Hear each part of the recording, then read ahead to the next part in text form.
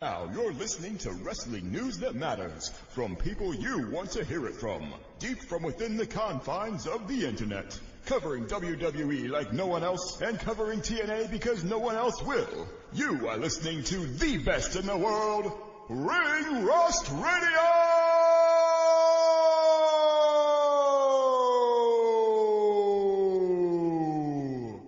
Brad Maddox.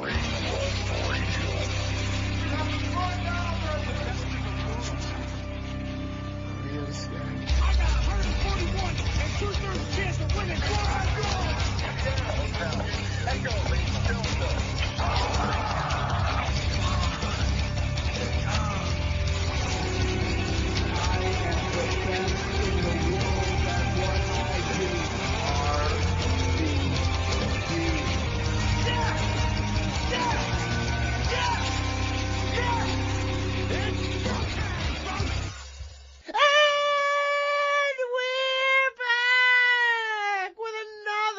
Of Ring Rust Radio, the best goddamn wrestling radio show on Spreaker, on the internet, in the whole goddamn universe, folks, baby. I'm your host of the most, Donald Wood, looking fine and feeling fine. Brandon Galvin, Mike here. I usually shake something, but I'm actually using this platform to say something directly to the two of you motherfuckers right here, right now, okay? I told you, Mike, I do this every year. I always make, me and my father, we make a wager for our Philadelphia team to make and win the championship. The secondary bet is who we play. You guys do that? We did not do it at the beginning of this season because some shit was going on with my dad and he didn't want to go at the time. We went over the last weekend. We made our bet. Phil's Yanks, baby. Phil's fucking Yanks. I got the That's Phil's. That's not even like a great odd anymore. Well, so them playing each other made it solid odds. My assumption is the Yankees are the favorite in the AL and probably the Dodgers are the favorite in the NL. And the Phillies are second favorite, yes. Yeah. But combining them together like that made for a pretty healthy bet. I think we could win $1,000. We put down, I think we put down $375 or something like that. Whatever it was. Oh, it was a real bet that you made? Every year. I thought you meant a bet between the two of you. No. We go to. No, because they're both delusional and think the Phillies are going to win. Every single year. So they can't bet against each other. Listen, I will say this. Has there ever been a year you haven't bet the Phillies to win? No, ever since I was 18 Yeah, the year years they old. won. No, ever since I was 18 years old, me and my father have done this where we bet on our Philadelphia teams. You've lost a lot of money. Not every What's team, the not every purpose year. of doing that? Like the Flyers, we're not betting on the Flyers right now, and we refuse to bet on the Sixers. But the Eagles and the Phillies, every damn year, baby. Every damn year. What's the purpose of doing that? Because we could win together, so when we're at the parade, we could celebrate a little bit harder. Beer money for the parade, honestly. Now he doesn't drink. The Yankees are a very significantly better team, just so you're aware. For what? Than who? Than the Phillies. Philadelphia Phillies? Yes. Yo, LOL. Our starting pitcher's better. Our fucking dude, all our starters have a fucking 3 ERA and under. Yo, all ours have 2. All ours have under 2. Are you kidding me right now? Ranger Suarez is 1.29. Fucking Zach Wheeler is 1.75. What's Taijuan Walker's ERA, buddy? He will not be in the rotation when the playoffs come. Okay, let's be very honest. Okay. Listen. He's not gonna be in the rotation. We're shortening it up, baby. 3-man rotation, baby. 3-man rotation. 3-man. I don't think it's gonna go well. But no, okay. Fuck that shit, dude. Okay. Then fucking we'll throw Christopher Sanchez out there for a time or two, but mostly it's Ranger, fucking Wheeler, and Nola. Guys, we have to talk wrestling. Brandon, that was a terrible intro. No, because we have to make an Eagles bet too, and I'm thinking about going with the Bills, Mike. I did it the last couple. You'll years. get better odds on the Bills than you would have in the Bills Eagles, baby. Bills Eagles. All right, I'm down with it. Yeah, it's Bills Eagles or Bills Chiefs. We had Eagles Chiefs. We just had the wrong winner. Whoopsies! That 1 year. Whoopsies. But yeah, we've listen, I will say this: 17-18. What a year! What a year! We ended up winning $775. Okay. So how much? So you've lost a lot of money over the years. Yes, a lot of money. A lot of money. More than we've won. That's for goddamn sure. You somehow piss me off more every single week. You find new ways. It's unbelievable. I'm sorry. I've been a delusional Buffalo sports fan for many years, but I'm not stupid. I do not bet on those teams to win anything. Well, I mean, the Eagles have won, though, so, I mean, it paid off once. And paid off for the Phillies in 2008 as well. How about 2009? hasn't gone well since. I'll say that. Mm-hmm. Brandon Gavin, we have a wrestling schedule? Yes, this is a wrestling podcast. We review WWE and AEW. We have Dirt Sheet Busters. Mike Chiara brings us the lies and rumors going on pro wrestling. Tells you why they're fucking dumb. I'll tell you why Donnie's fucking dumb. He's a little bitch for leaving all the time. Yeah. We have the WWE Fantasy Standings update, band emails, and so much more. Mike. You hate Donnie like we do. Well, Did you say, do you It's hate probably- Donnie? Like Yeah. that guy on Bleacher Report who asked for me to be fired? yeah. He that went- was not me. No, was me. Julian McCann said he found it, and he went on to tell me that it is not the first time he has publicly defended me against attacks. Against people wanting you fired. He said he reads all my articles, and he says he reads the comments after reading my articles because he said sometimes they're even more enjoyable. Long J, you're fighting a losing battle there, brother. I don't know what to tell you. I appreciate it though. Thanks for going to bat for me. You don't have to lie on my behalf though. Find us anywhere you get your podcasts. Interact with us on Twitter at @RingRustRadio. If you want to email us, be part of the show, send it to ringrustradio@yahoo.com. Also, buy our merchandise at prowrestlingtees.com/ringrustradio. So many great t-shirts could cut your dick! There you go. George Crew's been dragging his feet, so no new ones, I don't think. Daniel Hayden just hanging out at a pub in Ireland with a tin can saying, we'll work for shirts. Yeah, come on, George. Get this man some work. Yeah, seriously. Support us at patreon.com/ringrustradio. We're getting ad-free episodes, aside for fantasy drafts and brackets, make us watch wrestling-related movies and pay-per-views, and so much more. Yeah. Also, check out Ring Rust Radio on YouTube for updated clips and Triple R Gaming. Donnie, BG, and fans of the show have been playing different games like Among Us, Fall Guys, and Dead by Daylight each week, and posting early access on patreon.com/ringrustradio well before it hits YouTube. If you're interested in joining a session, email ringrustradio@yahoo.com. Had a lot of fun doing that. We did Killer Clowns from Outer Space. That's so we're going to be expanding and changing how we're doing stuff every month that we go along with this. We're learning and we're changing, and it plateaued a little bit, so we're shaking shit up. So be prepared for some changes. But please, I mean this. If you're listening to my words, Ring Rust Radio on YouTube, please go subscribe, notification bell, like all that shit. We need all the help we can get. So thank you very much. That's what, it plateaued at 4 views? Yeah, well, it's 11. It's 11. But listen, thank you to the 11 people who watched, 4 of which were my mother-in-law, my wife, and myself. So big thank you to those. Myself. Listen, I'm putting it on loop. I'm leaving the house with it on the TV. You know what I mean? I'm trying to get us some views. We got to talk WWE. This is pathetic. We're gonna put this all in order. From LW to Dark, we about to have a discussion about the one true sport. Who's selling the finish? Does this make sense in the art? Tell me who botched, who rocked, who's cashing in on the marks. These takes are uncut, man, they're pure and they're raw. Blow up like dynamite, have you smacked down on the floor. On a collision course with the number one source. Now let's head back to the ring for the latest report. Ring Rust.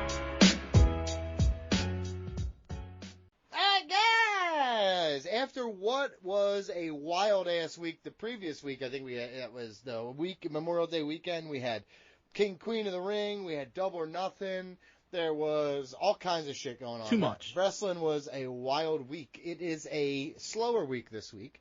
So there's less to get to, but still some things we need to talk about. First off, looking down the schedule, BJ, you have a bunch of notes here, none of which appear to be the death of Larry Santos. So you get another death that you forgot. It's depressing. Come on, It BG. is.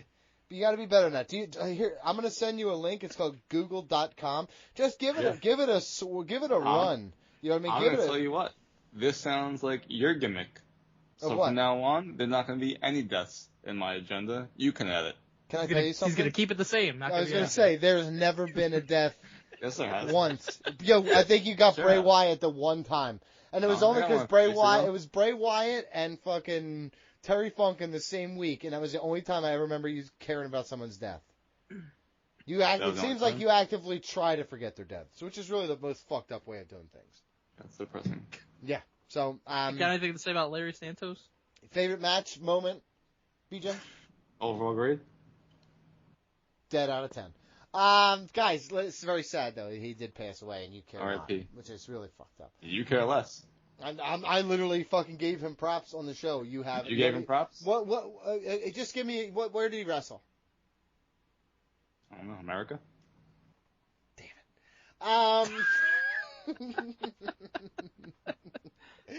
You did like dirt sheet buster me with that answer. It's such a fucking horseshit way of getting around it. I almost said Earth. Like, I got it. That's the ultimate. Larry Dave Santo from Knoxville, Tennessee. From the bottom of my heart, I'm doing an article right now about Roman Reigns and when he's coming back, and there was a report from Dave Meltzer that says he's going to be back soon, right? And I actually was like, I need the content, I need the quote because I'm going to put the quote in the article. So I went and got the actual transcribed quote, and I don't know if this made your list or not, but it was something along the lines of, and I know this is rough verbatim.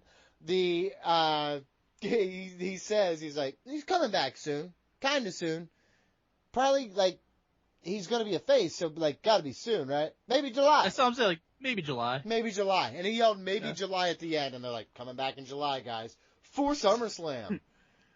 So it looks like this Larry Santo fella jobbed on WCW Saturday Night and Raw before. Mm-hmm. Yeah. Is it Larry Santo or Larry Santos? I saw it as Larry Santos, but I could. I'm only seeing Santo, so I think you disrespected this dead guy. Is that why you didn't get it, BJ? On the agenda. Yeah, that's why. You spelled it wrong. That's why. I spelled it wrong. You spelled it wrong. No, I said it wrong. I've never spelled it yet. Santo. Santo. Got it. And you wonder why our podcast takes longer than it should be? No, I've never wondered that. I've never apologized for length. We know why. Nor do I care. Guys, let's start here with the number one note from the week. Will Ospreay, Swerve Strickland for the title at Forbidden Door. BJ writes here ignorantly, do you agree with this match happening at Forbidden Door? Ignorance is bliss for him. Why is that ignorance? Because Should I go first? Yeah, I'd love to hear what you have to say. Please. Okay. I'm all about this match. I think it's going to be excellent. I don't think it should be happening at Forbidden Door. I'd rather it happen at All In. Because you just had Swerve win the championship in April. Will Ospreay, he had an incredible match with Bryan Danielson that people like you were saying it's the greatest fucking thing ever in wrestling history. Banger against Roddy Strong, banger against Kyle O'Reilly. Right, and he just won the championship, so he's on a streak of winning big matches. Yep. Right? So if you put him in a match against Swerve, he has to be screwed, which you have to do, be really creative in going about that. I think he's going to be Swerve screwed. Doesn't get screwed. Okay. But that's also a disservice overall to Swerve. And Swerve shouldn't be losing the championship in June after just winning it in April, in my opinion. I think that would be a disservice to him and service the championship and disservice to MJF and all the people who've won fucking champion, right? So then, next best thing, have that All In. Will Ospreay is your main eventer. You give Swerve this huge platform. You're really pushing him as a top star. And have them go at it at All In. And Will Ospreay can win the championship. He could be a double champion if they want. But you put him on that pedestal at All In, the main event, your biggest show of the year, potentially ever, and have that be where he gets the championship. When is All In? Labor Day? All In is late August. End of August, yeah. Okay. So you got to make it 2 months, essentially, right? 2 months to get there. So if I'm booking this, I say Will Ospreay, Swerve Strickland. Great idea. You're two of your hottest commodities right now. Will Ospreay's making enemies, though. You have him get screwed out of this. He's got a legitimate gripe saying, I deserve another shot at the title, but I got to handle my business first. He handles his business first. Swerve also a face. I mean, you could have Don Callis come back and say you're kicking you out. You're not paying your dues. You're not coming to the meetings. He's not paying his dues. Yeah, you're not because part of the greatest match of all time. And part of this. No, but the dues. Stable dues. Like he's part of the IBEW. You know what I mean? Like it's it's a union. Like it's a union. He's not. He hasn't come to any of the meetings. It's like he doesn't even care anymore that he's part of the Callis family. He's out, right? So and then he's got a. Instead of having your fucking stablemate win the championship, what the fuck is wrong with you? You're right. It sounds even better when you say it like that. Then what you do is you have him. He fights Takashita next month or whatever, and then basically after another banger, there's no denying that he's going to beat Swerve Strickland in London. So I'm down for this. I highly doubt they go with the same main event at back-to-back pay-per-views. They typically do not do that.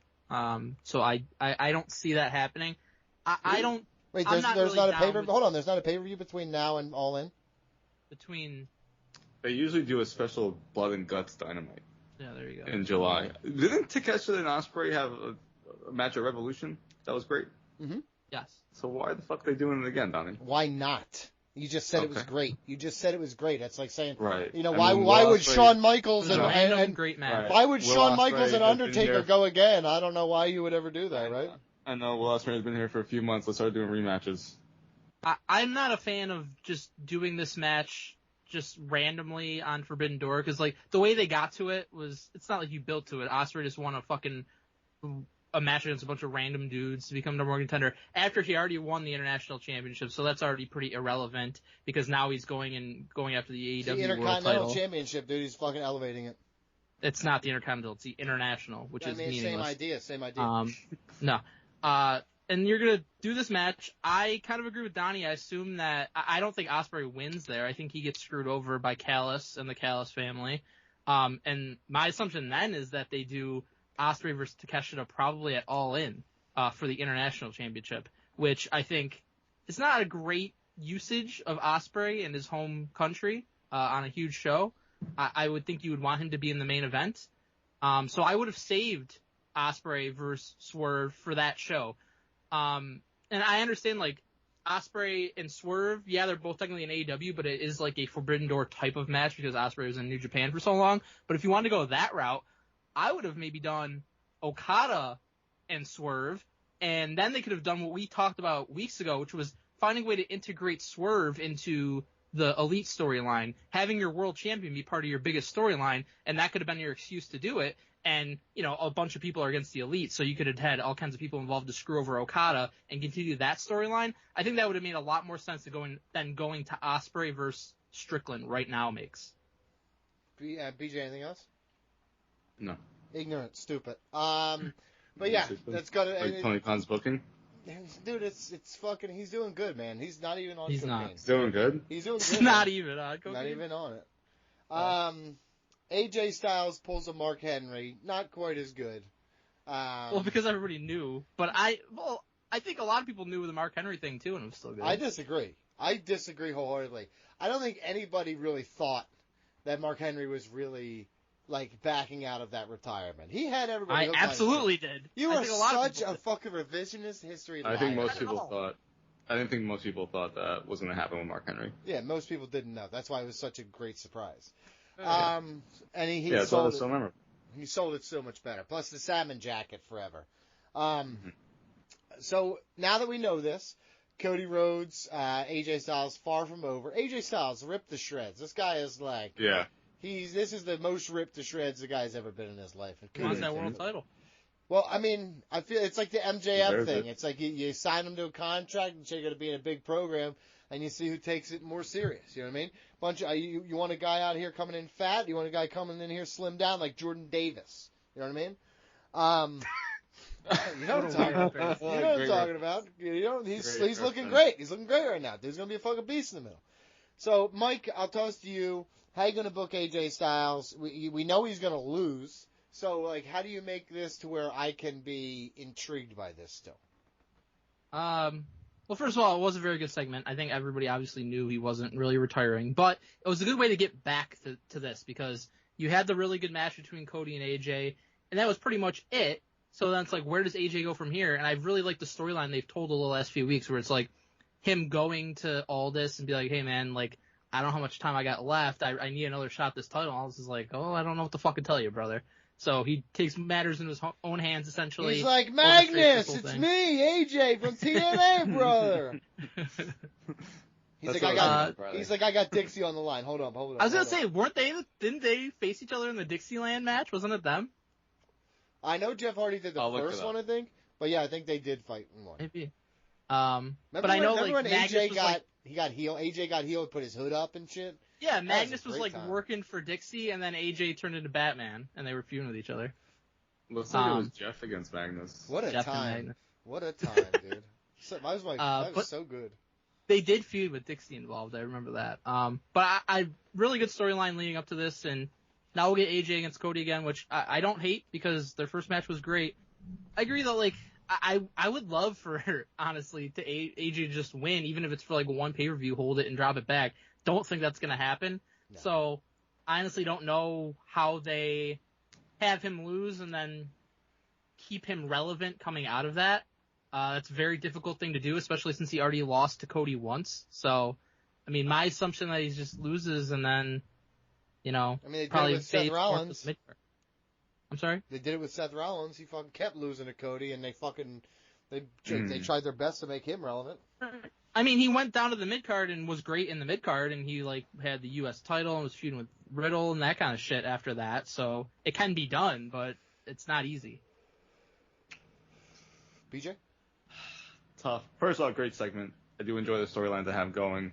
I think I would prefer it just to be like a 3-match feud at this point. Well, then right? You have AJ's got to win. Or a DQ, no, I guess. that's what I think. I think at Clash of the Castle you could have, or if they're not going to be at Clash of the Castle, then you have it on the big SmackDown where AJ does get DQ'd or is a false finish or it gets thrown out because they brawl around the arena, whatever the case they want to do. So he's Shinsuke in this situation. He kicks him in the balls. Yeah, I was going to say, so he's Shinsuke. And then you get to a point where at Money in the Bank, Cody wins, maybe there's a dusty finish or something, but AJ could get screwed over by somebody, right? Depending on if someone's coming back to face Cody, maybe AJ just kind of gets screwed over, and then he goes screwed over by Arn Anderson. Oh shit! Yeah, spills his brains on the pavement. Come on, dude. I think the way to preserve this. Hey, motherfucker, you were right about not having a lot of time left. Yeah. But there it is. at least though, if you look to a 3-match feud and there's a DQ in the middle, at least it prolongs AJ in the main event storyline because we all know he's not going to win, so you have to do something to keep him strong. Agreed. Again, that's a tough storyline to do this with. is the tough part of booking a babyface as a long-term champion. This is not the days of Bruno Sammartino where everybody wanted to see him win. Like, people are going to start to turn on Cody at some point. If we get happens every time. Yeah, and because it just gets, it's what you always say. It's Superman is so much less interesting than Batman, because like Batman has a moral code, but he waffles on it. Like Superman always wins. He always does the right thing. It's never a question. It's you say it blows, BJ, then you go in like John Cena. What are you even talking about? No, I didn't really like that John Cena character too much. My love for John Cena. Oh, a liar! You're a liar! You know that is so unbelievable. I cannot let you. I like John Cena. I'm saying I don't like the Superman character. I've always said that. If there's one thing, hold on. BG like the Total Divas, John. This is the worst one. That was wild. No one liked that John Cena character. That was insane. I loved it. Donnie, did you watch that video that was on Twitter? I did not. No. 6.5 straight minutes of John Cena being a piece of shit on Total Divas. You need to link me ASAFP. BG sent it to me the other day. It was hilarious. Why am I not? You send me the dumbest shit on. I'm like your Facebook wall over here, dude. It literally ends with Josie the dog biting him, and he's like, "That can't happen again." She's like, "Yeah, I know. Wow." He's like, she's like, "What do you want me to do?" He's like, "I want you to call animal control." It was crazy. Holy shit. No, BJ, you treat me like a Facebook wall. I don't mind it for the most part, but how are you going to send me all the dumb shit you do? Like a dude yelling about the Jeep Willies and his fat chick, when I can't get this fucking link? Come on. One. I know, but I'm just saying, what's this link to? But you don't answer your text messages and you act like an asshole and you cry about everything, so that's why I don't really text you. Hi, I'm Donnie Wood. It's Ring Rust. Yeah. Hi, hello. Anyways, tough situation for AJ to be in because he deserves to be in the main event run. He deserves a championship. Came back from injury. Looks fucking great. He's AJ Styles. He's phenomenal. But you're in that first feud after Cody won the championship, and you know you're going to fucking lose. No one ever wins that feud. Nope. Okay, let's move on here to MJF versus Roosh. You ask if this is an ideal feud for MJF's return. And I think in the perfect world, it would be he jumps right into like a marquee title match championship thing, and maybe he wins Doesn't it. even have to be that. How about all the people that fucking jumped him in December? That was gonna be my answer. He should be facing somebody from that fucking group. Right? Why is it Roosh? Don't defend this one, Donnie. Well, first off, you know me. I love Roosh. One of my favorites. We all love fine, Blanco but Duro. It still doesn't make sense. No, this is weird. Just admit it's fucking weird. I love it. Just I love admit it. No, I'm not. I can't. Do that. No. MJF versus Better Andrade is what I always wanted. People so this is bounce off fucking. our This is what I podcast. need. This is why Zach go, the pack go. just fucking bounced off our fucking podcast. Is that why? Not the length? Not the fact that No, he was it wasn't not the the length. fact It that he was was 'cause working it literally third. Shut was up. Go back up. Not the fact that he was working third shift at McDonald's and he was No, tired it of was- being abused by It his was fucking you. It was all you. his You. stepdad who fucking It was wanted him to get a verbal better abuse. job. He promised it was you. Okay. Sorry, Zach. No, great feud. Love it.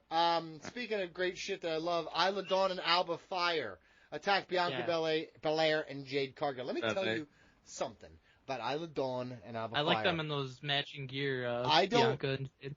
I don't get on my soapbox very often, but I have yelled about Isla Dawn, or as I call her, Here. Lisa Dawn, and Alba Fire for so Nice. fucking long. These fucking ladies are fantastic together. I think Alba Fire, first off, I had to get used to calling her that. That's not her name, but I will ignore Oh yeah, what's her real name? Kaylee Ray. All right. And the ray gun. I need the ray gun ASAP. But no, I mean it. She is fantastic. I always genuinely loved her. Isla Dawn is very good too. And their moves and their style, and it's like a throwback because it's kind of a gimmick and they're evil. I fucking love it, and I wish they gave more time to them. And this seems to be their moment. My hope now is that they do not squander the promo they did. Very good. I enjoyed it. So please give me more. Let them get comfortable. Let them go through their growing pains as they get on TV. Because she's got a bit of a fucking accent. You know what I mean? She's a little thick with it. Then once the Americans realize what's happening, you know what I mean? They're going to be down for it. You know what I mean? Do they win the titles?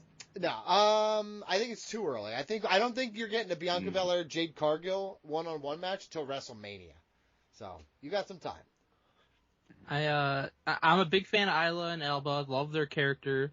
And I want them on TV a lot more often. And I think that the women's tag team titles in general, like, especially if you're going to have them on Bianca and Jade, who are two of your top stars, you got to build this division up. Better mean something, motherfucker. Exactly. Mm-hmm. And I think, maybe this is the start of it. I like Shayna and Zoe also.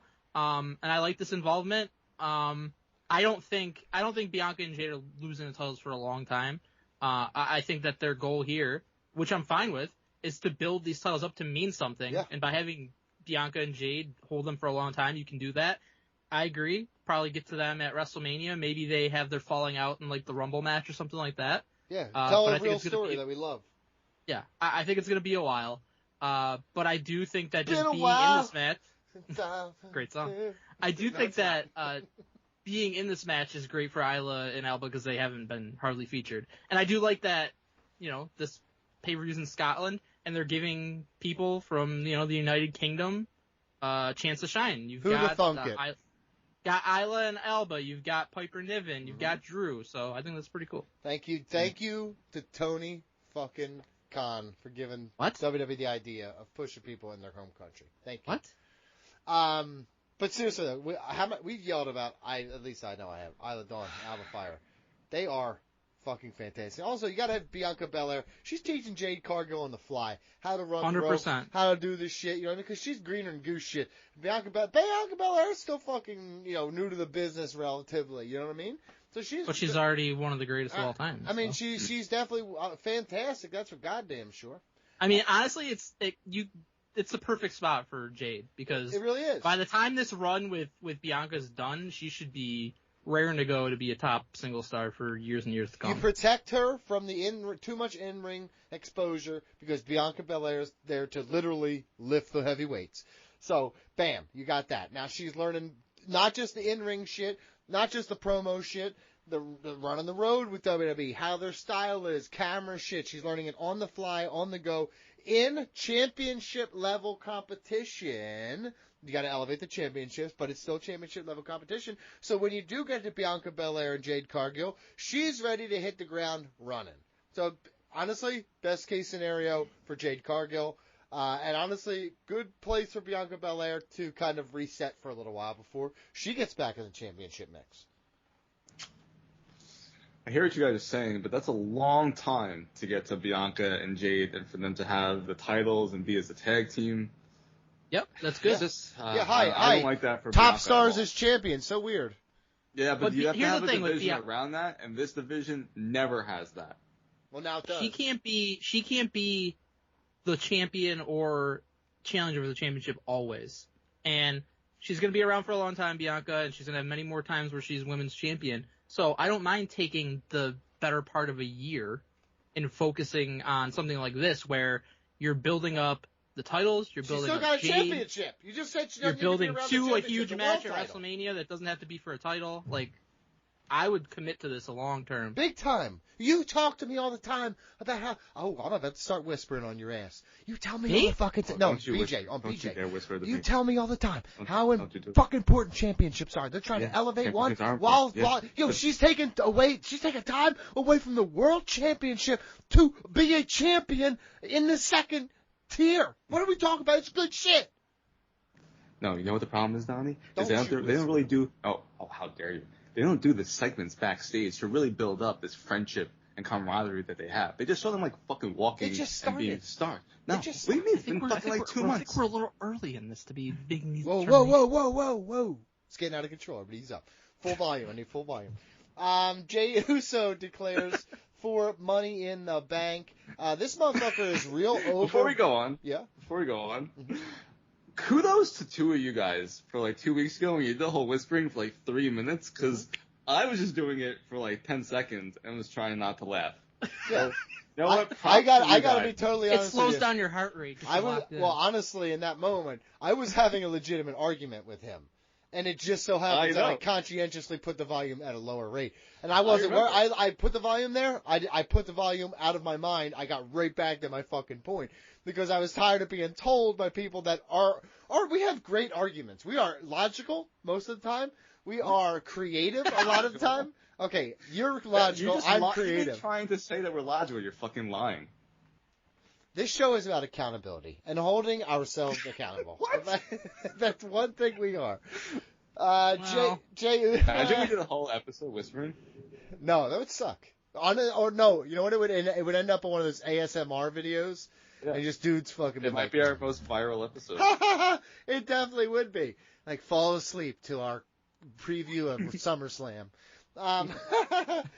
Just 2 hours of lightly salted talk. Jey Uso, just lightly salted, just a little seasoning. Jey Uso declares for Money in the Bank. Dude, over AF. You ask, should he win? I asked should he win because he's so over. So, thank you to the police for that. I think there are a couple people in WWE who would benefit from having the briefcase. Jey Uso, obviously one of them. My concern here is, and my question here is, I want to know how much they plan on having the Usos be part of the Bloodline storyline, because I do feel like Romeo Reigns coming back in sooner. Dave says July. So I could be. He said July. It could be July. I don't know. He could be lying. We're not sure. But the idea is, if he's involved in that, I don't know if he necessarily needs the briefcase, because that storyline takes up so much time and energy and focus on every program that it's on. It almost would behoove him to be like, whose side is he going to be on? Like, he doesn't need it for what he's doing when there's other guys who could legitimately use it. So, what if Jey did win Money in the Bank? He goes to cash in, and who stops him and screws him over? Solo and God. Well, I think I think everybody's seen the writing on the wall. That brings Roman and Jimmy Uso back. Well, here's the deal. I just think there's a better use of that, because I think obviously Paul Heyman's uncomfortable with what's happening. Solo's taking over. Romeo Reigns coming back. He's coming back as a face. He's going to be a good guy. Everyone's been so he's coming back as a good guy, and Jay's obviously a good guy, so they're going to team up. So that's one of the reasons why I think those moments are big enough to where you could take like we did with Damian Priest. He won that, and look what Damian Priest has become over the last year because of that briefcase. And I feel like there are No, he was a world champion. The briefcase was a huge part when he won it. His Puerto Rico moment, his moment with Bad Bunny. I know it was before the briefcase, but it was like you can do that with a younger talent or a fresher face. The reason I push back on what you said about Priest, because the whole thing for like almost a year was people shitting on him for not cashing in at opportune times. And That's so the problem, is the booking. Right. And I think upcoming with this Money in the Bank, we just had Priest with a long reign of being Money in the Bank winner. I think this one you have more of a shorter run. And so that's why I think Jay would be a good person to have. Can I tell you who I'd give it to? Who would you give it to? Ilya Dragunov. I would give it to Dragunov, and I'd let him fucking carry it around and custom design it. And then when Gunther wins, well, like you know how like the briefcase takes on its like own a little like, dragon. Yeah, well, I mean you just make it Russian. You know, it's like has a red star on it and shit, and it's green. But you could have he would cash in on Gunther. Mm-hmm. I want a babyface to win it. Whether it's Jay, Dragunov is a good choice, Donnie. Especially if he goes against Gunther for the championship. I want them to announce ahead of time. Not a surprise cash in like Priest did or we typically see. I want one where it's like, hey, I'm cashing in at such and such. I gotta tell you, watching Priests live at WrestleMania, it's pretty good. It's pretty good. Yeah, the surprise is pretty fucking good. I know, I get it. I'm behind Jay winning it because he's had all these close calls where he almost won, and fell short. And I think, he obviously deserves it because of how over he is and how great he's been. But then you have, he has this in his back pocket where it's like, well, he's come close so many times. Like, now he's really going to become champion. And maybe he does, or maybe, like you guys said, maybe he gets screwed again and it's another, knock against him. But I also wouldn't mind putting it on, like a newer guy, like Donnie mentioned Dragunov. I think that would be fine. I think Braun Breaker. And I think probably the one above all else that I would get behind aside from Jay would be Carmelo Hayes. Yeah, Carmelo. Because they instantly pushed him. It's like, hey, he's a first round draft pick in the draft. So, and he's going to face Cody Rhodes on his first night. And yeah, he didn't win, but you're obviously having big Danny plans Watkins out here. I don't think he's 37 years old. And a fireman from Canada. He's got tackle written all over him. I like the idea of Mello if it's not Jay, but at the same time, like, Mello just got called up. Braun just got called up. Dragunov just got called up. You don't necessarily have to put the briefcase on them and, like, shoot them directly to the moon. You can slow build these guys. Whereas Jay, I feel like he's already ready-made to go and contend for a world championship and maybe become a world champion. So if you ask me for one guy right now, I would be behind Jay to win it. Okay, I just had an incredible idea. Igloo coolers, the one we had the WWE, we work with them at the WWE coolers, Mike. Now imagine if it's a briefcase, okay? It's got speakers in it, but when you open it up, it's also a cooler. It's also a cooler. Like the Brock Lesnar one? Like the Brock Lesnar one, yep. But it's also a cooler. Yeah, that's what I'm saying. Also, Brock Lesnar will come back at some point. I don't care what happened. I can't wait for him to or who got nudes from. Not my fucking business. Give me Brock Lesnar back as soon as possible. Real quick, Mike, your thoughts are on the top of your head. BJ, I'll go to you next. Talk about the girls for a second. Talk about the girls. Which girl wins the briefcase? I'd go with Tiffany Stratton for sure. Even though she's a monster racist? I don't know if that's the case. I thought we already talked about that. I called you a black bitch a few times, and I don't think anybody cared. That's true. BJ? No one heard. Yeah, if a tree falls in the forest and no one's there to hear it. If you weren't gonna make her Queen of the Ring, I think her as Miss Money in the Bank makes so much sense. She could have a pink briefcase, bedazzle it. Yeah. Go with it. But all we care about on this show is how you're designing your briefcase. Yeah. Come in with that plain ass shit. Jay can put big sunglasses on his. It's a firelight. It's actually a giant lantern light because he's stealing it from Bray Wyatt. Piece of shit move. No. I don't care what JoJo said. It don't matter to me. Fucking, he shouldn't steal it. Jeff Hardy's AEW contract expiring soon. You say here, is he going to stay in AEW? Is he going to go to TNA? Will he come back to WWE? This man is working. I've never seen a guy get more chances. Right? It's true. It's true. I get that he's beloved. I really do, and everybody's willing to overlook that because he's so beloved. But this motherfucker keeps fucking up. What did he fuck up now? Isn't he just hurt? The motherfucker got major DUI right before. Well, yeah, but that was before then. I don't care. All I know is that if BJ, hold on. Hold on. He hasn't gotten a DUI in a solid year. BJ. Yeah, Mike, isn't he just hurt right now, though? Yeah, so he got his DUI. He was suspended for like 10 months. Came right, back. I remember got that. injured. I know. Got injured. Okay, right. So he's he hasn't hurt right fucked now. up since that DUI. Right. Yeah. BJ, I'm going to ask you a question. If you have, Yeah. I'm hiring at Ring Rust Radio. I'm giving you hiring power, right? Oh, I thought I was fired. No. Well, no. In this story, you're absolutely fired. Probably for some scandalous fucking situation where you're putting drugs in drinks or something. I'm not sure. Don't do that. But so you're forced to hire your replacement in that situation. Wow. Aren't you seeing Jeff Hardy's felony history, and you're like, Honestly? maybe there's a better use. I know that people do the hand For this thing. show? Honestly, no. First off, you're wrong, Donnie, because this is capitalism, right? The fanfare around Jeff Hardy is, no matter what, for the most part, he's going to sell, right? So we are a business. We're trying to make money. So Jeff Hardy being on our brand is better for us. What if he than kills he's somebody not. while DUI? That's different. On That's your different. Fucking, He hasn't done that. He rugs somebody, hasn't as done I that. like to say it. He's only Hasn't done killed that. his reputation so far. And that hasn't really been impacted too much. Yeah, everybody just knows that. Everybody's like, he's fucked up. He's a Hardy. I That's mean, what they yeah, do. listen, Donnie, yes, he should have a driver. Okay, it's 2024, pay for the Uber, right? But Write it in the contract. sure, there you go. Easy fix. Cody right, Donnie? Rhodes gets a van, you get a van too. That's A van or a bus? It's a van. It's a Jeff large. gets the van. It's two vans like welded together, and it's the white trash limo. I call it my own tour bus.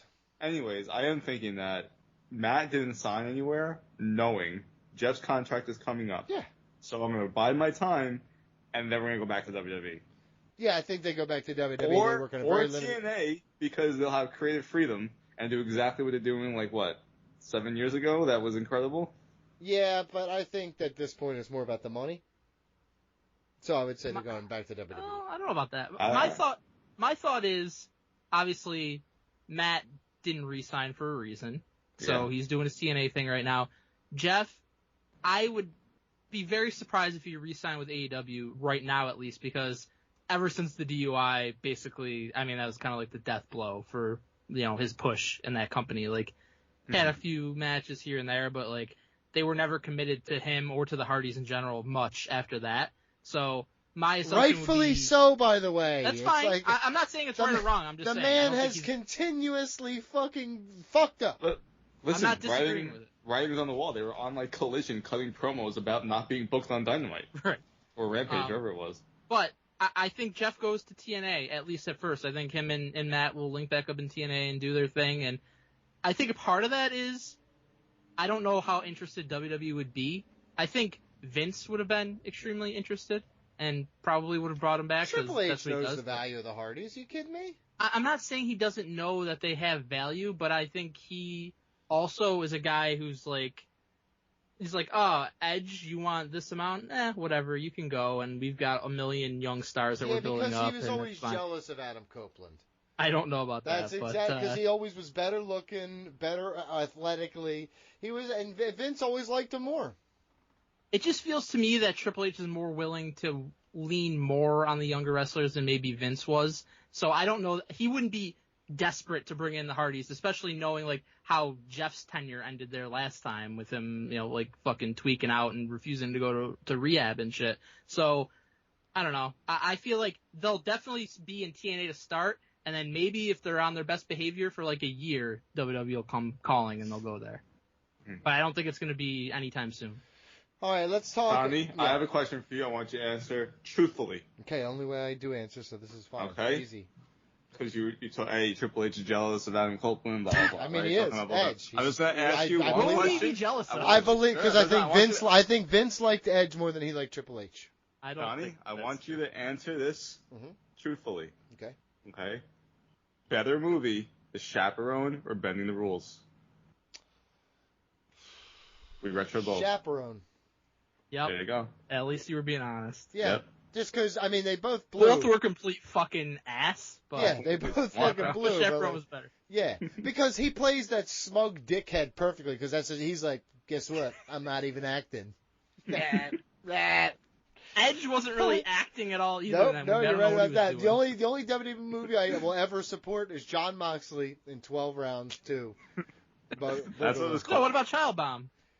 Child Bomb Blue. It was just funny. What? Child Bomb Blue is just funny. Because he's like, I'm fucking dead serious. You're like, no, you're not. Or Kevin Nash dressed like Where's Waldo in Punisher. The Punisher? That wasn't a WWE It's movie. incredible. Or Magic Mike XXL. No, yeah. he was terrible in that. He was terrible in that fucking. Great. Everyone was terrible. I hated that fucking movie so much, dude. Until I got down to the dickin' down, and then I was like, whoop whoop. Come on, man, down. We got 24 wheelies. Let me holler. Whoop whoop. Ethan Page debuts in NXT. Oh, by the way, real quick. Oh, sure.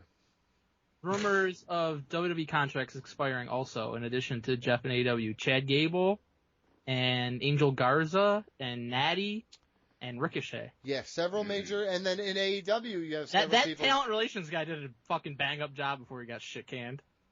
I will say that just looking down the line here, it seems like contracts are coming up in both companies, and you know me, Mike, and I think you believe You love the a same. jumper.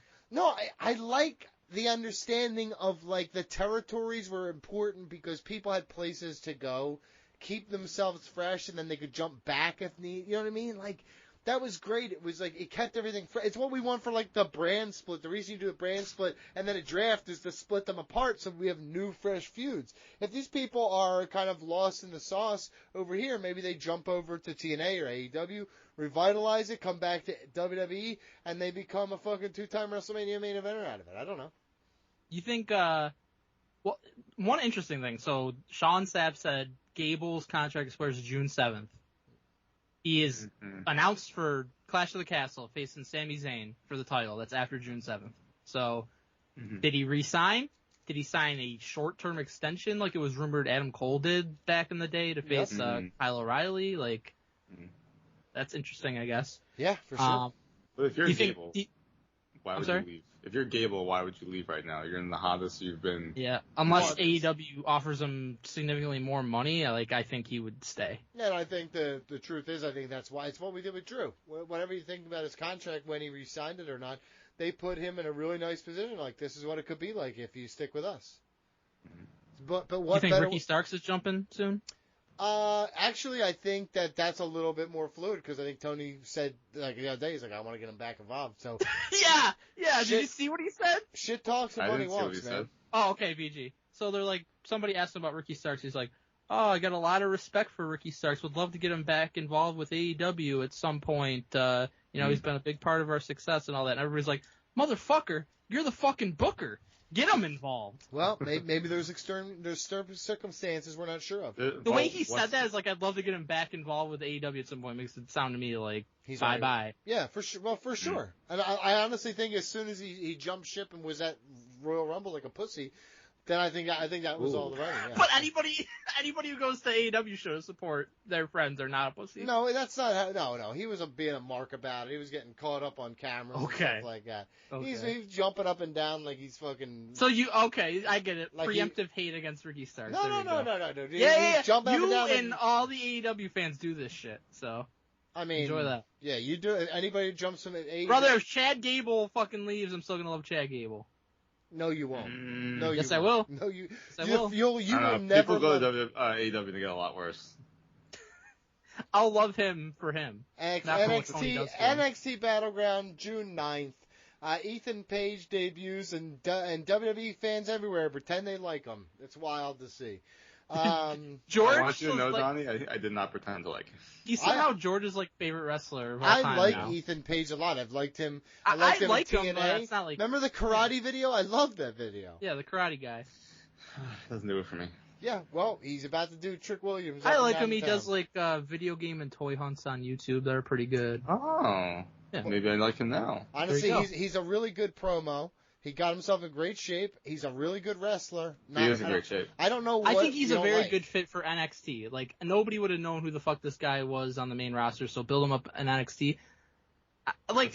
It's not like he's my fucking favorite wrestler. I don't mind him. I think he's all right. We'll see if maybe he becomes great under the tutelage of Shawn Michaels.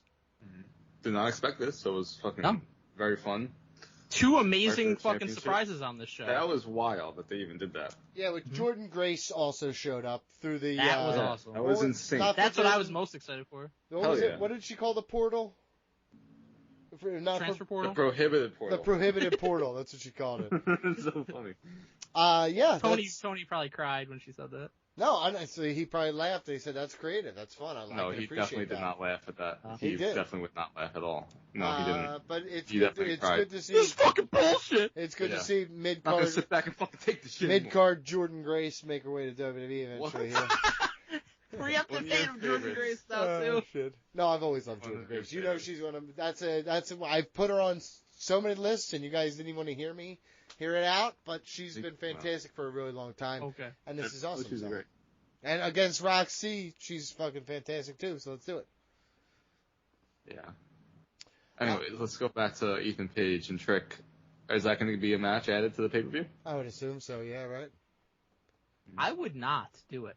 You're gonna just hold off to the next one? I'd hold off because he just debuted. Yeah. So I would rather not do it yet. Okay. You already got 5 matches on the card. Interesting they didn't just save that for the pay-per-view. Well, do a Trick segment at the pay-per-view, have Ethan Page debut there. So did he injure Trick Williams? Is that the reason why he won't be at the pay-per-view is because he was injured in this attack? Well, they haven't said that, but maybe. Yeah. I mean, that would be a smart way of keeping him off the card, and you kind of kick that can down the road a little bit. Mm-hmm. But it's just weird that Trick wins the championship at Stand and Deliver. Next pay-per-view, he's not on the fucking card. Well, you're building to a feud. You want it so bad. Otherwise, you get That's Roosh. what I'm saying. You know what I mean? What do you want? You want Roosh or you want fucking that. building stores? That's what well, this is definitely the equivalent of Roosh. Douche. But more like if that's Roosh, you're douche. Good one. It's like, why not advertise Trick for the pay-per-view, do a segment, and have Ethan Page debut there, especially knowing you had Jordan Grace as a surprise. I don't know, just weird booking. Don't question HBK. He's got it under control. Yeah, I saw him with I'm about to Sexy Red. Yeah, I'm about to get this motherfucker a fucking test or two for his wiener. Is that a tattoo on her face that's also pierced? I think it's a tattoo. Yeah. I gotta tell you, stop fucking putting ink on your face, you dumb motherfuckers. I don't get this. Who's this fat country singing motherfucker who sucks ass? Jelly Roll? That motherfucker.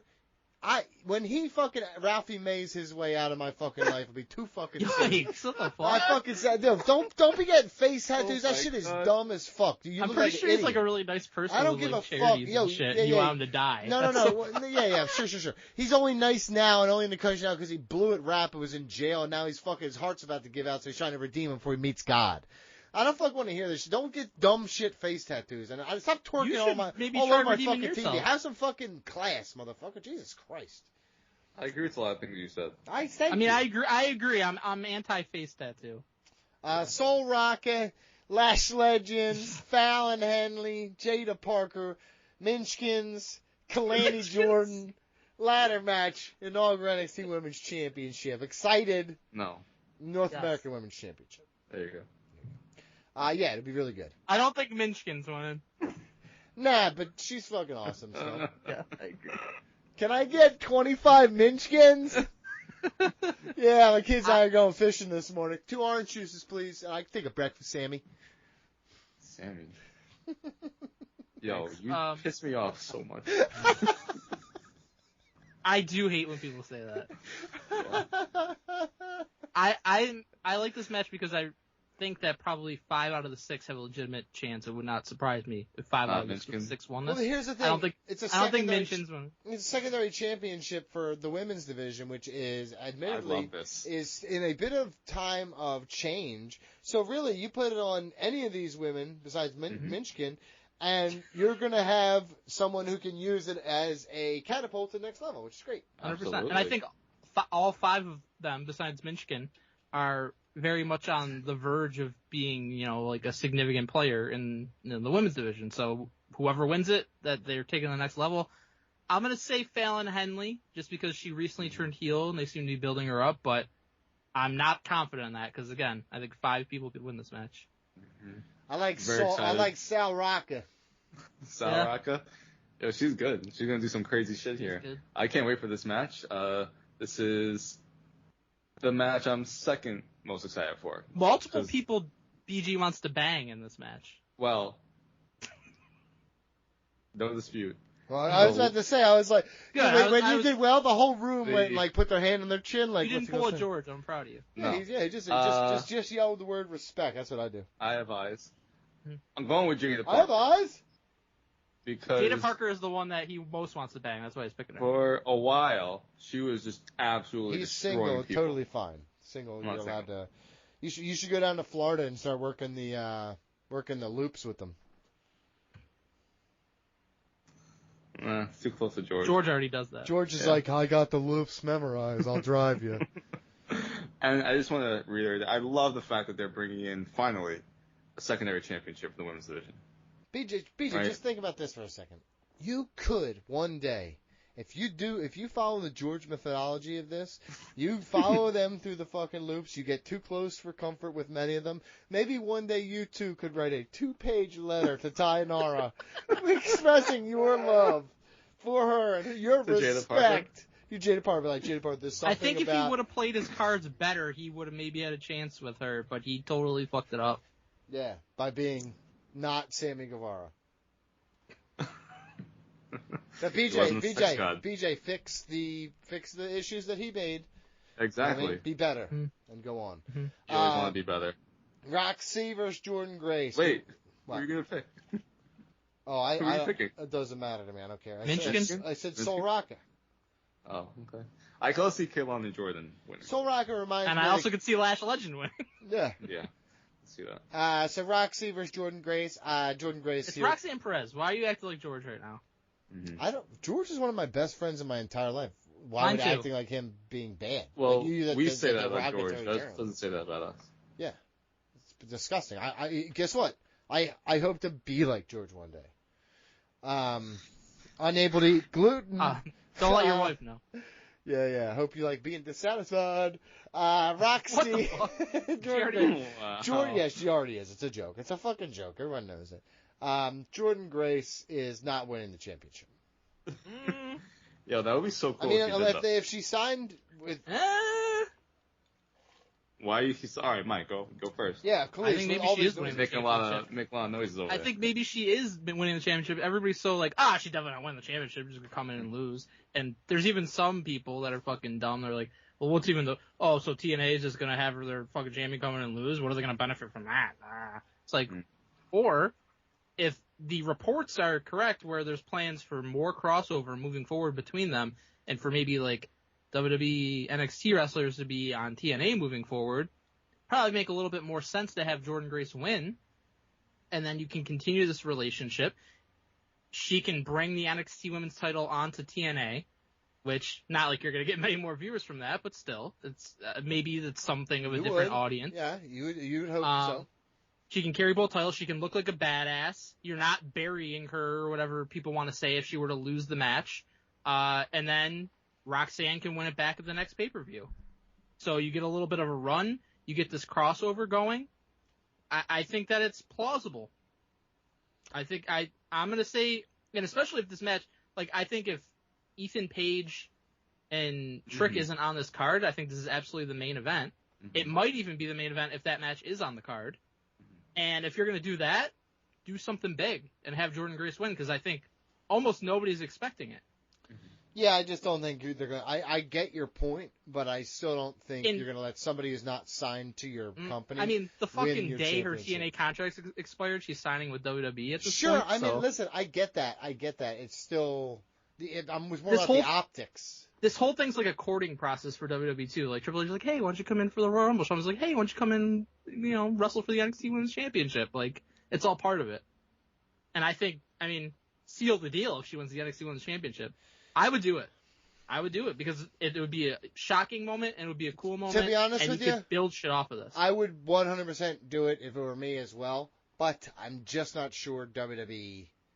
If WWE does this, what a time. Because there's no way in fucking hell Vince McMahon would have done something like this. But he also wouldn't have done this match in general. No, that's not true, because you had the guys from ECW make the jump over, and like there were times where he blended those lines. There wasn't a pay-per-view match between the ECW guys and the WWF guy. They were doing that on Raws. But they were doing crossover shit where guys were appearing here and guys were doing. So he also always ignored TNA for 10 years. But yes, and that was a long time ago. The Radicals. Mickey James showed up. Right, that was the start of it. Yes, and I think that might have been more again. I think Mickey James grandfathered in with Vince, but I think that might have been. And it was a one-time deal. She was champion. Yeah, but she was their champion on his show. That's what I'm saying. Like now, their championship. I see what you're saying. Is on a non-contracted talent on another show. That's different. So they've done that. With? Wasn't it Taz that went to fucking back to ECW? Yeah, because he might have been. I think he was under a WWE contract though. Yeah. Yes, but he did it because Mike Awesome no-showed because he had jumped to WCW. Yep. Right. Yeah. So listen, I just don't think that was more of a necessity thing. This is well planned. So. Yeah. This is. Oh shit! Hold on. I just got word. Who's coming in on TNA's behalf to referee the match? It's Earl Hebner. Uh-oh. I don't think he's with them anymore. 1, 2, Roxy loses. What just happened? I didn't see a 3. Screw job. The Lakeland screw job. The Las Vegas screw job. I thought it would be in like middle of nowhere. The UFC fucking Apex screw job. I was so happy I was watching NXT Live last week because this was fucking insane. Did not anticipate this at all. I don't think there was any rumors about this. Nope. Or whatever. All the predictions were kind of trying to suggest that it was going to be Tegan Knox. Well, okay. No. They weren't reporting it. They were like, let's be honest. I've heard Tegan Knox they want to be working in NXT here coming up soon. Like, wink, wink, nudge, nudge. Hold on a minute. The only reporter that I trust is actually myself, and that's WrestleVotes. He was on it from the jump. You were on it? I don't think he reported that beforehand. He did. Look it up. No, he didn't. Look it up. Mm-hmm. Well, I'm just going to say that I wasn't aware of any rumors beforehand. Not that I was really looking. There weren't any. But such a total surprise. Could not believe it. It was a fucking huge surprise at the Rumble, so definitely didn't even expect to see her here. Absolutely incredible booking. Great fucking job keeping it a secret. The fact that they booked the match, couldn't believe that shit. So, at this point, go full force with it. Especially at a time where everyone's talking about, hey, AEW Forbidden Door, they have this whole thing, right? Tony Storm's making challenges for Stardom. Like, it is a time in the world of wrestling where these things are, everyone's more lenient with it. Everyone's a little more okay with it. He wants WWE and AEW to have a fucking I know, Swerve wants to he wants Collision in Korea. But it's WWE and AEW. And I'm honestly for that all shit. The walls down. Yeah. It'll never happen. So this. I don't know. The Vince ain't there anymore, man. Shit's changing. Yeah, I mean, but Tony's kind of played himself. Let me tell you something. Tony, hold on a minute. Look at me. Tony Khan and fucking Triple H shaking hands at a fucking press conference, taking little jabs at each unless other. Unless WWE buys AEW, it ain't happening. No, you could run a joint show. I'm telling you, you really could. Split the door, right down the middle. You could do anything. There's too many jabs back and forth. TNA and WWE don't do that type of stuff together. TNA's respectable, Tony, I hate you so much. I've always liked that company. So many years. You spent so many years shitting on New management. Tony and Triple H do way too much. Too many jabs, too many subliminals to do that. But credit to TNA because they need. I still don't even understand how they're in business. I don't know how they fucking make money. I don't know how they pay people. So the fact that they are still in business, somehow still paying people, and they do things like this where it's just like they're back from the dead, and go make a deal with WWE, get whoever you can onto your show, give them whoever you want for their shows, and if Jordan Grace wins the championship, that would be awesome. Roxanne can go to TNA, she can win back the championship at their show, or maybe the next pay-per-view, whenever it is, fucking Heatwave. They always do some fucking weird NXT shit. Great American Bash. Yep. the bash, whatever they want to call it, right? All right, let's fucking do it. Go in. Let's rapid fire these other ones. By the way, real quick, WrestleVotes report. I have no idea if this will turn out to be a big deal or not, but something's being kept under wraps for tonight's NXT rundown. Seems like a return of some sorts. So he had no idea about. Whew, right on the money, dude. Right on the Return money. from January. And what was his? And real quick, he definitely subtweeted that later on after Jordan Grace debuted. If you could give me that one, that one's the really damning one. Okay, just move forward. Obafemi, Joe Coffey, Wesley. Obafemi just wins, correct? Yes, he pins Joe Coffey, and then we can get Obafemi and Wesley at a later date. There you go. Mm-hmm. Turns out it was a big deal. TNA Knockouts champion Jordan Grace will challenge NXT Women's champion Roxanne Perez at Battleground. Got it. Mm-hmm. He might have even been referencing the Ethan Page thing. Exactly. Though. See, I'm sure he just did it right after the Grace thing happened too. So right. he also missed out on having the Ethan Page scoop. Right. Damn. Wow. Tough break. The tough break. He got it. He got it, dude. First off, he said it was a return. Nathan Frazier and Axiom against the OC. The OC win, Mike? No. I think Frazier and Axiom won. DJ? I agree. Yeah, it's fine. Shayna Baszler versus Lola Vice, NXT Underground match. I like this match. I think Lola wins because she's in NXT. I'm going to give it to Shayna. I think it would be a little weird for her, of all people, to go down there and lose this type of match. Unless she's screwed over by someone. But like, Lola was in UFC too, though. I know, but Shayna is a veteran in WWE. She's been there for years. NXT legend. I wouldn't have her go lose an underground match. If this is a regular match, maybe. Underground, hey, all the words you just said, you're fucking wrong. Lola Vice is winning this.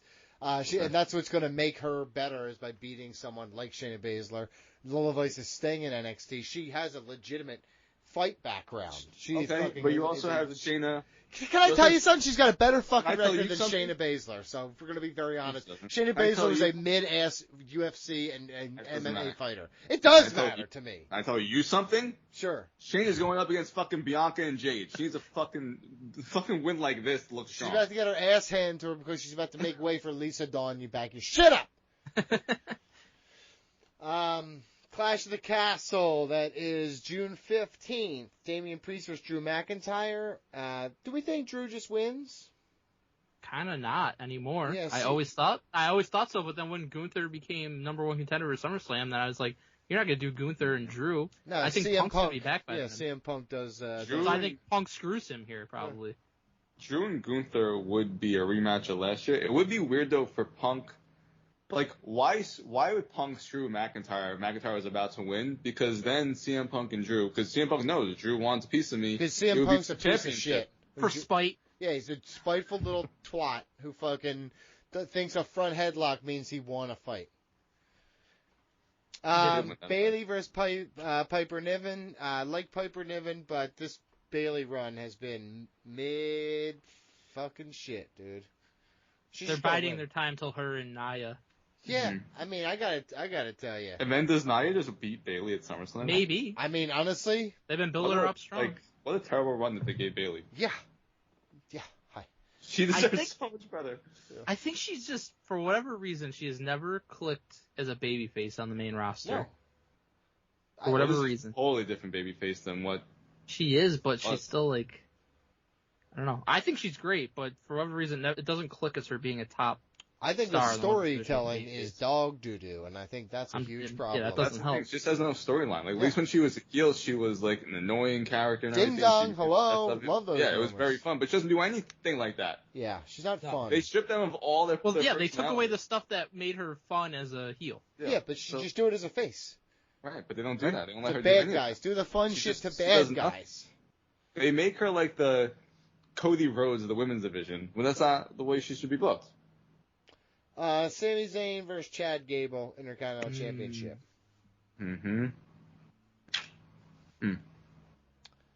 I really thought Chad Gable was going to win, but now I don't think he's going to win. I don't think he's going to win, and I don't think it has anything to do with his contract situation. I think this is where like Otis, goes against him, and then coming out of it is when he sets up the new Alpha Academy with the Creed brothers, and that's how he ends up finally beating Sammy. Gets one more shot. Yeah. In Canada. Toronto. In is it Toronto? Yep. Yeah, it's close enough. Canadians will support. They're fucking weak-minded fucking people. I think you have him beat Sammy in Toronto for the championship. Yeah, because that's what Montreal and Toronto are the same thing, right? Holy shit. They see that fucking maple leaf and they go crazy. They don't care what it is. Yes, that's fucking true. As long as it's red. If it's blue, they're like, fuck them. Exactly. Fuck them. They do not like them. And rightfully so. Edmonton or Florida, Mike? Florida. I got Edmonton. Florida's unquestionably the better team. It's Big just a time. matter if they can keep McDavid and Draisaitl. Yeah, Yeah. I'm going to go with McDavid. Yeah, I've got to go with Edmonton. I'm going to go with the double D. I mean, the double Ds they had down there in Edmonton. See that? Oh, yeah. That's why your Oilers fan forgot, yeah. Yeah. No. Can I tell you the truth? You want to know why I'm an Mike Chiari? Only you can truly understand this. Mike Chiari, do you want to know why I'm an Oilers fan? Why is that?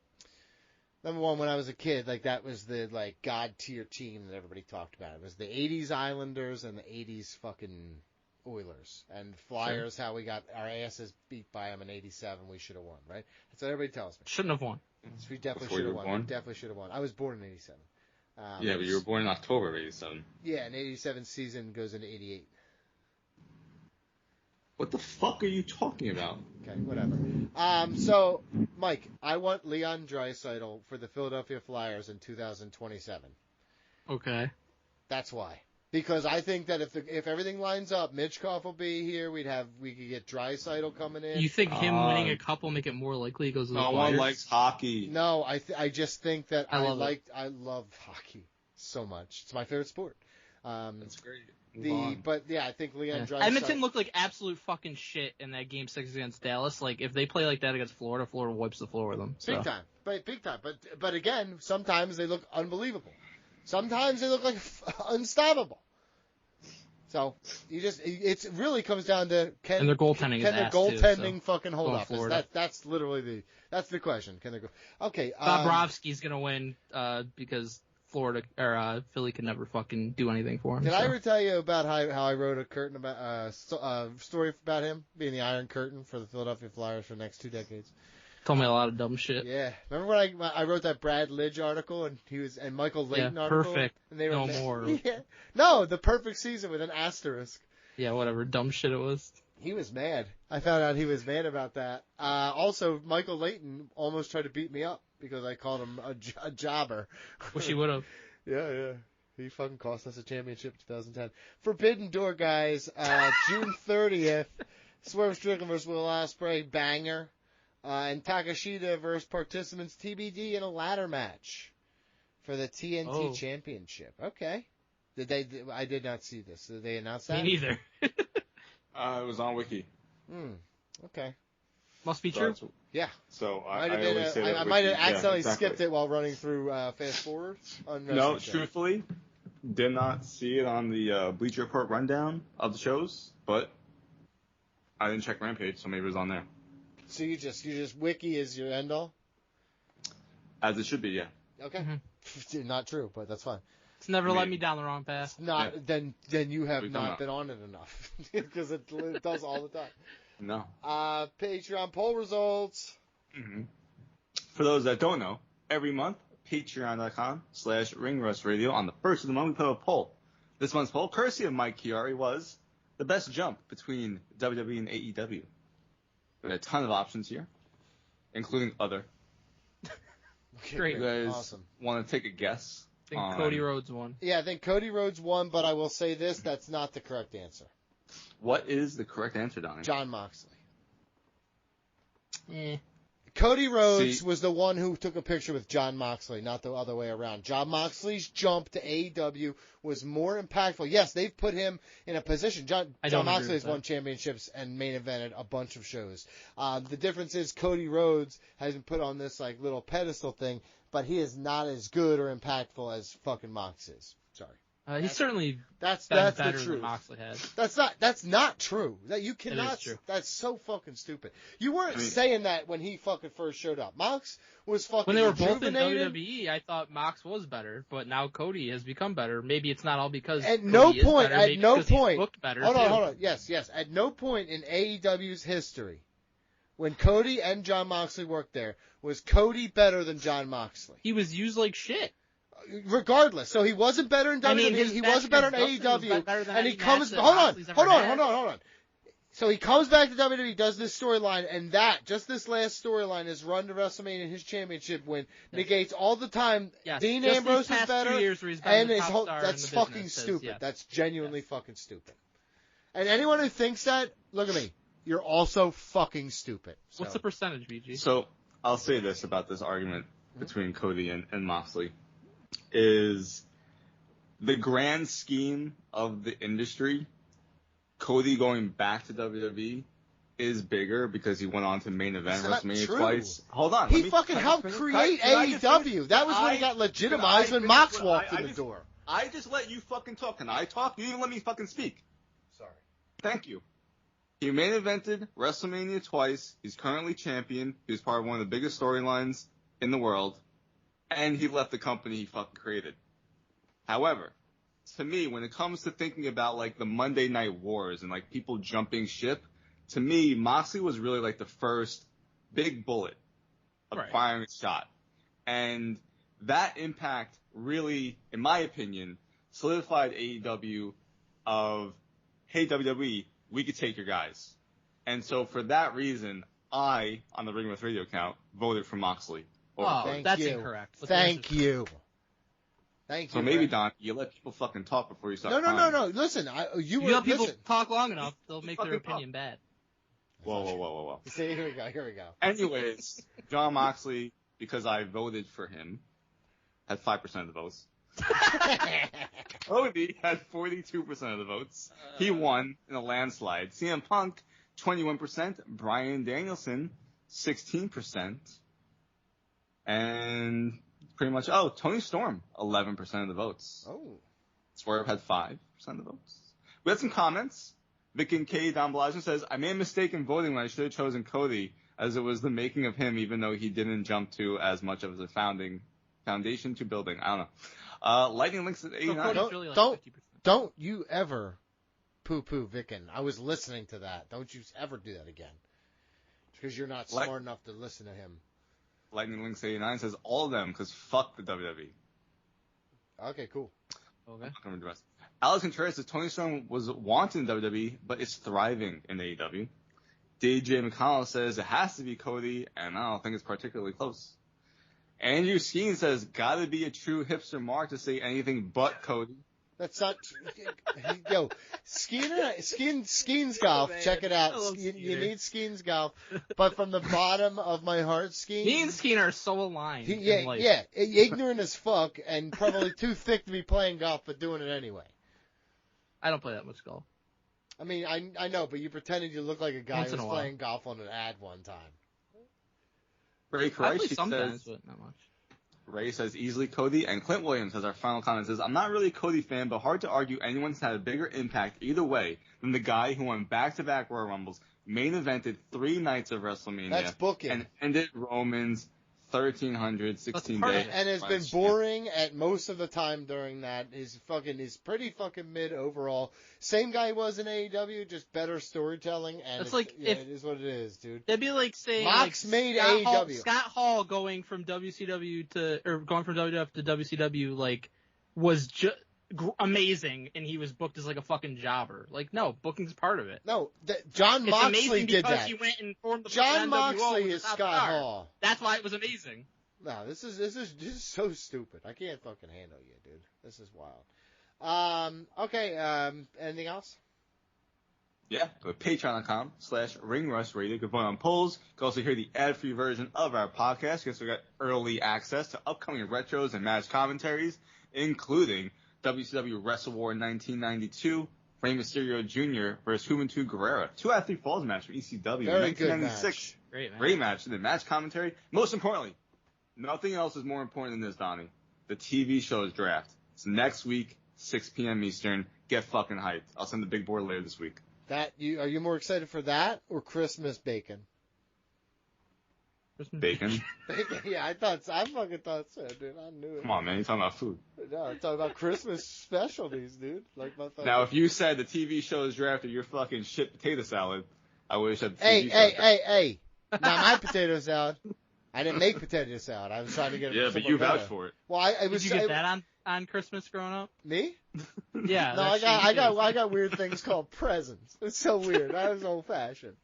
All right, let's move on. Every day. You got a Power Ranger on a motorcycle. Strangeness in the latest report. You gotta call Dirt Sheet Buster. Egregious lies anonymously sourced. You gotta call Dirt Sheet Buster. Scoop, scoop, scoop, scoop. No lies, no retraction. Scoop, scoop, scoop, scoop. Per a source that's interesting to know. All right, guys, it is time for the best segment of the week, Dirt Sheet Busters. That's right, Donald Wood is not here. Can't handle the truth. He's a little bitch. He insists on coming back for emails, though, because he thinks he's going to get some kind of own on me, but it's not going to be. It's going to be the other way around. But BG's here with me. How you doing, buddy? I'm doing well. I love when anyone calls Donnie a bitch and just blasts him. I fucking hate him, to be honest. Not going to reference him again. But it is a shame, again, for the second straight week that he's not here, because we're starting with establishing a baseline, BG. Mm-hmm. So what you do when there's a lie detector, you got to ask them their name. Ask them a very simple question, and then you can tell from that point forward what's a lie and what's not. I'm going to hit you with some truth. It's from F4W Online, well known for many years of being very truthful. Tony Khan books exactly like Vince, despite everyone claiming how great he is. That's pretty weird, huh? Been saying that since they started.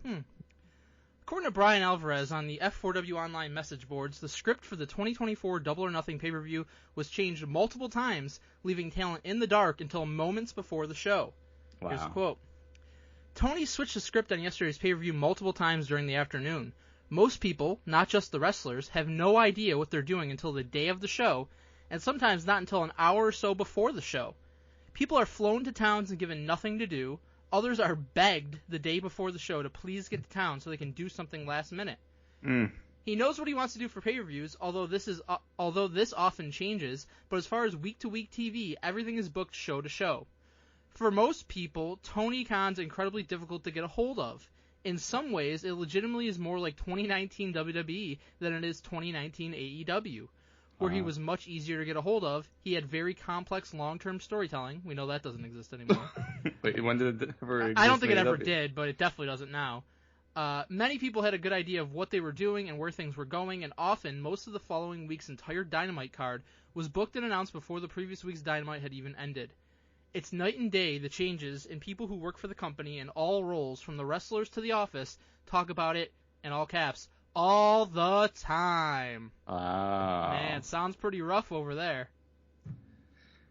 You know what's fascinating to me, Mike, of all the things you just said?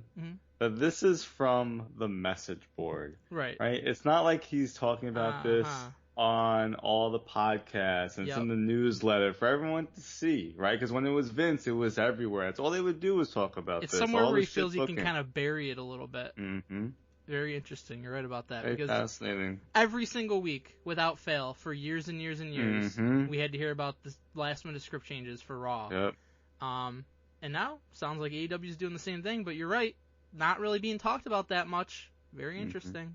This sounds to me worse because he's having people who weren't scheduled to go somewhere last minute go somewhere compared to WWE. We'll just have you go there. Right.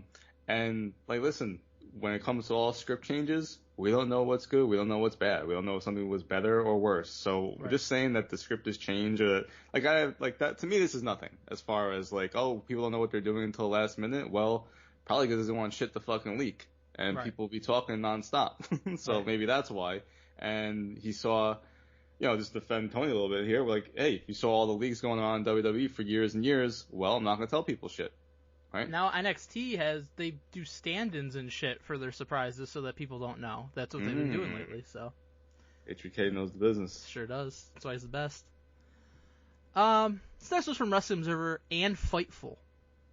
Swerve vs. Ospreay is going to be the main event of All In. Psych! Oh. Huh. Yeah. I mean, it's still a chance that happens. According to Dave Meltzer's report in Wrestling Observer Newsletter, there were backstage rumblings in AEW indicating that many had envisioned the showdown between Will Ospreay and Swerve Strickland as the main event for All In this year. However, during a Q&A session on Fightful Select's podcast, Sean Ross Sapp offered clarification on Meltzer's report. Here's a quote. Not Swerve, from what I understand. I don't know what it is. I haven't heard that it's Swerve. Now, whether that means it's against somebody else defending the title or somebody completely different, that I don't know. I heard it wasn't Swerve, so knows who it isn't, but doesn't know who it is. Yeah, I mean, that's fair, though, because I wouldn't think that's Ospreay against Swerve at all. I mean, I don't think you would do it at Forbidden Door if you were going to do it at All In. Yeah, I agree with that. My assumption is right now, I don't know what Swerve's going to do. My assumption is it's going to be Ospreay and Takeshita probably at All In because they're building. In the main event? No, I don't know if it's in the main event or not. But see, I think you got to have Ospreay main event this show and win the championship. Maybe, but. Or. Well, he already has a championship. That's the thing. That doesn't really fucking matter. Championship. No, nothing. I agree. But, I mean, I just don't. Honestly, I would have maybe just not done Ospreay versus Swerve at Forbidden Door at all, and I certainly wouldn't have had Ospreay win the international title, and I would have just booked them against each other for the main event of All In. But yeah, I think that should have sailed, kind of. Unless Tony doesn't think Swerve is the one to main event All In. Maybe it's MJF, someone else. I guess. I don't think it's going to be this match, though, even though I think that you could have made it that match. Yeah, I agree it would with have been good and made sense, but... I would have done this at All In, considering Swerve is champion right now, and I wouldn't... It just seems like a little short-sighted to have him win it in April and then lose it before August. Yeah. It's kind of a shit run. Yeah. So, I don't know. Very fascinating. We will see what happens. Yeah. I don't know what they're doing. Neither do the dirt sheets. This is from Fightful Select.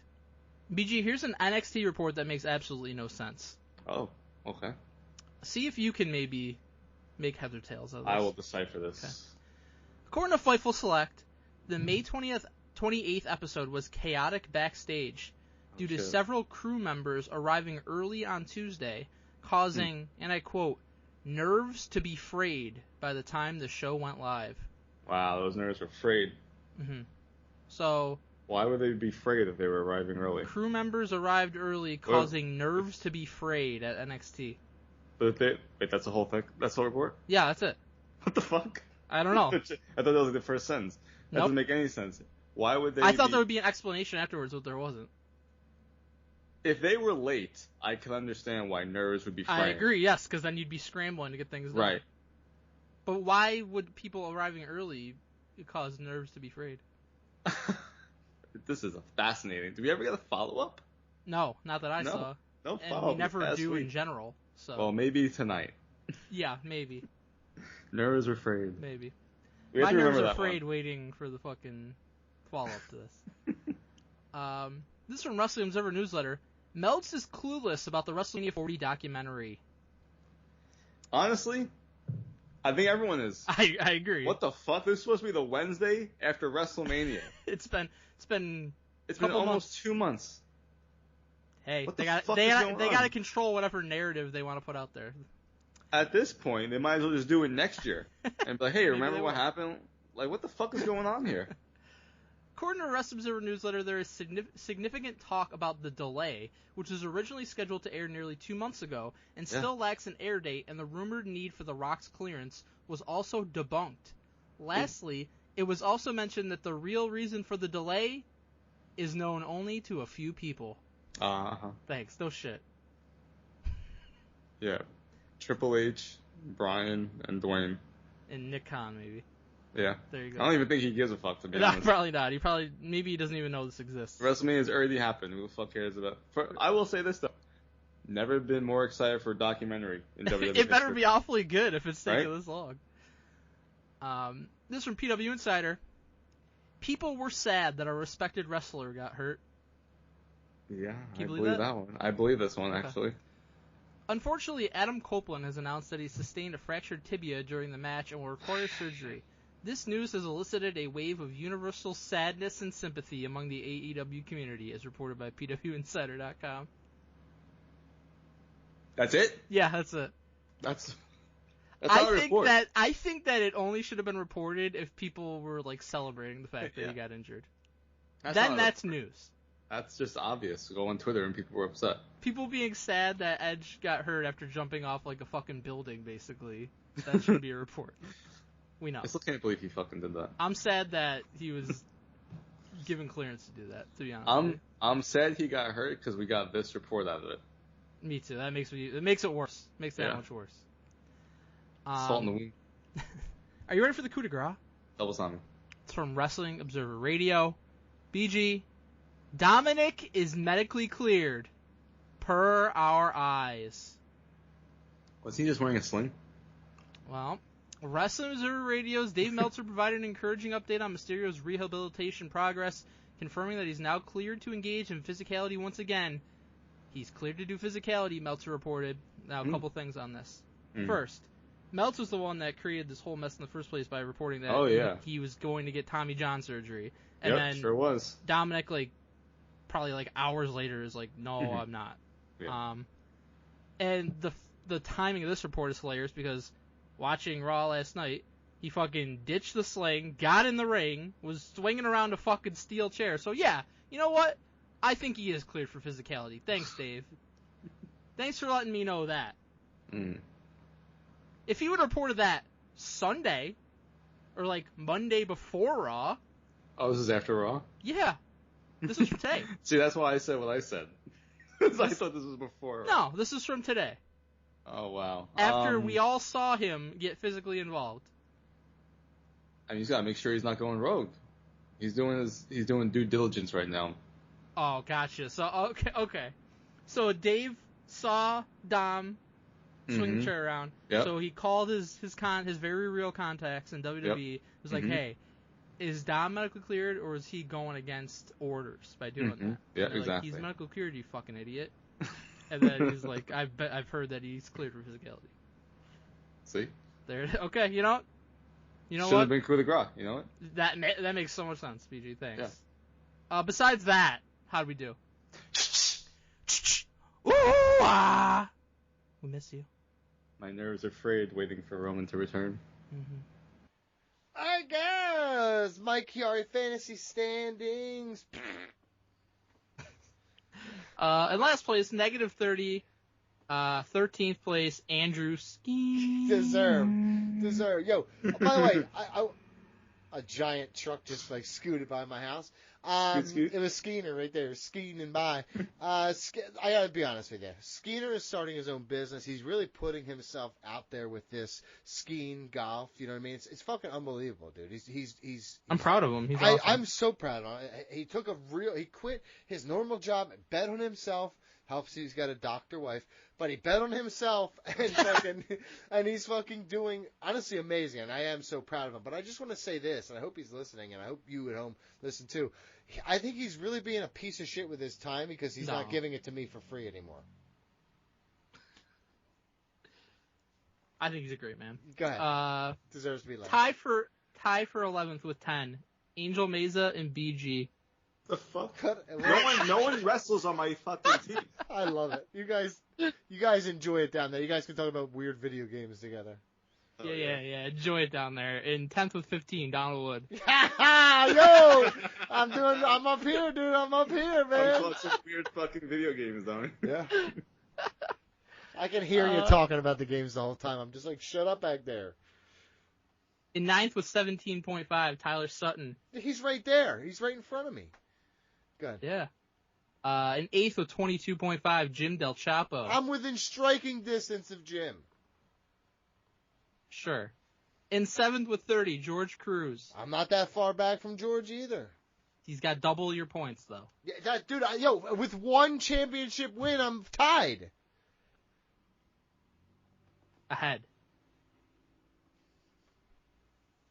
Oh, okay. In 6th with 42.5, Alex Pandolfi. I am positive you changed the rules. I am not convinced of it. It's always been winning a singles championship has always been 20 points. I got to tell you, it was 15. I always thought it was 15. Winning a pay-per-view singles match of any kind is 15. This is wild. You just make shit up. You have this. It's been on the very dude. operative Ring Rust Radio website for 15 years. BJ, has he? Yeah. Real quick, shoot. Be honest with me.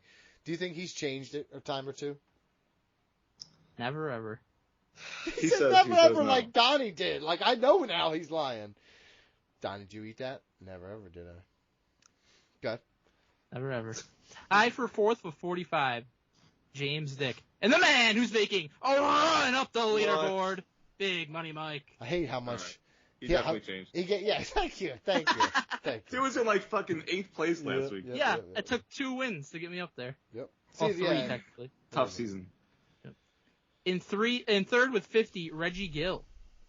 So fat up there now. Whoa. Nice. In second with 60, Stephanie Kordick. It's whatever. That's far away. And in first with 80, Leon CK. Oh, man. Wow. Kicking ass. A lot of points. He's an asshole. So, this sucks. Hate fantasy. I hate to see my friends succeed when I fail. So, yeah, that sucks. That's it. Is there anything else? Good. No, ringrustradio@yahoo.com. Emails time. Short, sweet, print when we're talking about 90, when we know about. Mike? This is from Julian. Can you dig it, sucker? Subject is ring rust retraction. Before I read this email, I just want to say, Julian, you're going down a bad path in life. You're supporting Donald Wood on the internet. You're clapping back at me for things I didn't even do. Yeah, right. Okay. He's first not a clap back. He's holding. Again, what I say about us, we're trying to hold people accountable. You never hold yourself accountable for anything. Are you kidding me? Have you seen this body? I'm not kidding. You never hold yourself accountable. You're a piece of shit all the time. You don't even care. You're right, I don't care.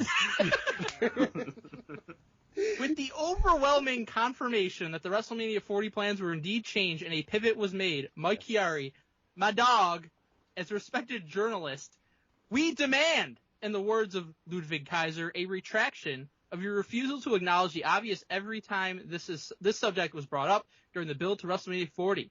The Ring Rust universe deserves your gratitude, and we're all waiting. Thank you, Long J. This is putting him on blast moment. Yeah. Got a lot to say. Okay, well, Here you we go. got 20 seconds. I'll take more time than that. First of all, I am a respected journalist. You're right about that. But on this show, I'm not a journalist.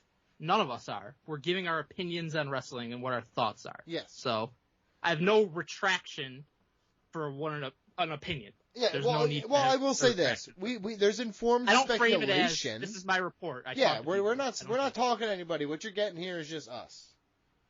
Okay. Secondly, and I already alluded to this, Donald Wood has been wrong more This times is than not I could about ever me. hope to count over the course of our 12 years or whatever it's been on the show. Nobody asked him to retract what he says. So why would I retract one thing that may or may not be right? He's asking about you, not me. That's the first part. You're deflecting. Yeah, You're doesn't matter. deflecting right now. He's asking you. If I'm going to be held accountable, then everybody has to be held accountable. Well, guess what? Starting now, we will. After you start. No, you won't. No, you won't. I opt out. You start, Mike. I'll do it if you do it, Mike, but you gotta jump first. Yeah, you first. Well, I ain't going to do it, so nobody's doing it. Okay, here's the thing. And third. Hold on, real quick. I apologize for all the things I got wrong. It's informed speculation. Sometimes my gut is not always accurate. So if that's what you wanted, Mike, to feel better, I did it. Now you're. No, I want specifics. Wow. I thought you would be a piece of trash and not a good addition to this staff, and I was.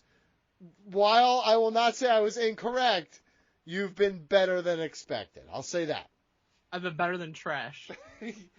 Yeah, you don't smell like garbage water as a performer. So yes. Thanks, man. Appreciate it. Anyways, I'm also not going to retract because I'm still not convinced in any way, shape, or form that this was a full pivot from what they were doing. And I'll tell you why. Because this entire time, nobody has been able to tell me if it wasn't going to be Cody Rhodes against Roman in some form or fashion, what was Cody going to do? Cody claims it was going to be him and Seth. Yes, which we said. But Punk says it was going to be him and Seth. So somebody's lying. Do you think it's CM Punk? Do you think it's CM the liar Punk? No, it was Triple H that swear Punk. Yeah, it was Triple H who's lying. Building to Cody versus Roman Reigns for a full year. So I'll concede this.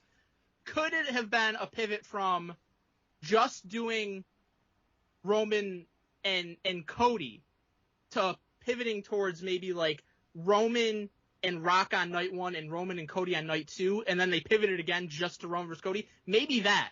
But in some way, shape, or form, they were always going to do Roman versus Cody. Maybe they were going to do Roman versus Rock as well, but Roman versus Cody was always going to happen, and Absolutely I cannot not. be convinced It would have been triple threat. It would have been CM Punk, Seth Rollins, and Cody Rhodes, and it was going to be. That's what it was. And it wasn't. And Cody didn't even say that it was going to be a triple threat. Well, I mean, here's the thing. He didn't know. None of them know. They don't know.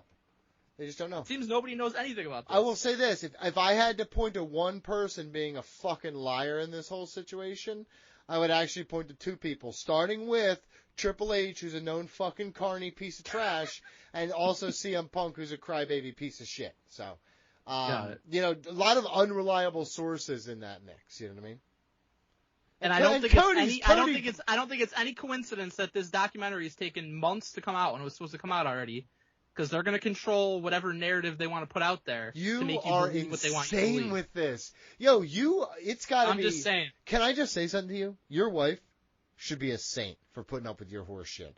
Because I can't imagine what it would be like when you're just like, I did not eat the rest of the Chex Mix. And you know damn well right you did. No, I'll be honest with you. I will never concede this, but I'll concede like basically any type of argument. I'd be like, whatever, that's fine, you win. This is like the new Montreal Screwjob, like, was breaded on it. Seriously. I'm never going to let this die. This is wild. I've never seen you take this stance before. And it's honestly such a bad look that I can't believe you're doing it. None of it makes any sense. Yeah, it's such a, you're just like, it will. Makes the thing I'm saying I'm saying what happened in this whole scenario, like, none of it makes sense. Right.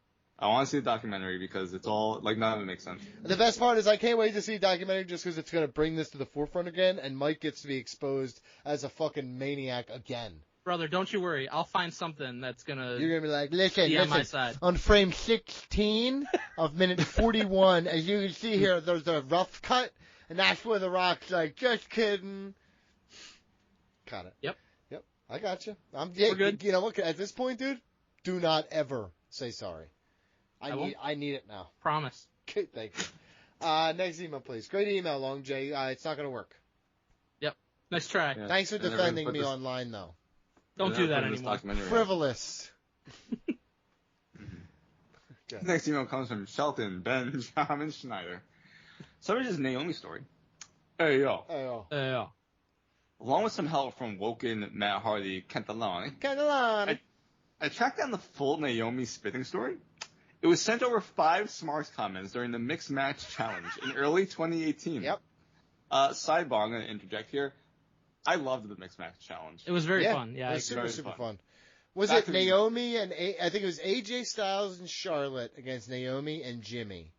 Yep. And like AJ like grabs Naomi and like pulls her around and fucking Jimmy's like, yo motherfucker. Or no, AJ catches Naomi and like puts her down real nice and then like lets her go. And Jimmy's like, what are you touching my wife for?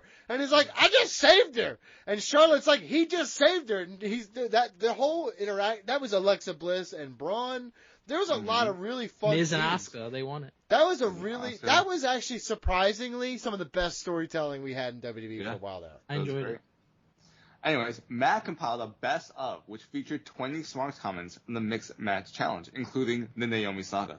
It occurred at the 3-hour, 55-minute, and 54-second mark of the April 18th, 2018 podcast. Not true. That's what, he had a different file than I got. You could cut and replay it if you wanted, unless it's too much work. So obviously that's why he didn't send it along, even though he fucking Was it too much found work? it already. No, I did it. That's the most work you've done. Yeah. I don't know how. I don't think you did it. I did, and as a matter of fact, I believe that you may have had someone else do it. No, it wasn't hard. I just found the audio because I have every episode of the show ever on my computer. I just downloaded it into my sound editor. I went to this timestamp, quickly realized he was wrong because of ads in place and shit like that. So he's not wrong. So I got to the spot where I needed to be, and I fucking cut it. And I did the whole Smarks cut. It's the best of. So let me break it down. The Mixed Match Challenge every single week. Matt Catalani would find the best Smarks comments from that week. So Because it was on Facebook. Yeah, it was the video was exclusively on Facebook, and the comments are right below it, so people could comment as they watched and shit like that. So it made for great content. And then at the end of it, he did a best of all of the Naomi. By the time you're hearing this audio that you're going to hear at the end of the episode, we've already made jokes for weeks about Naomi spitting in this guy's face. This is just the best of.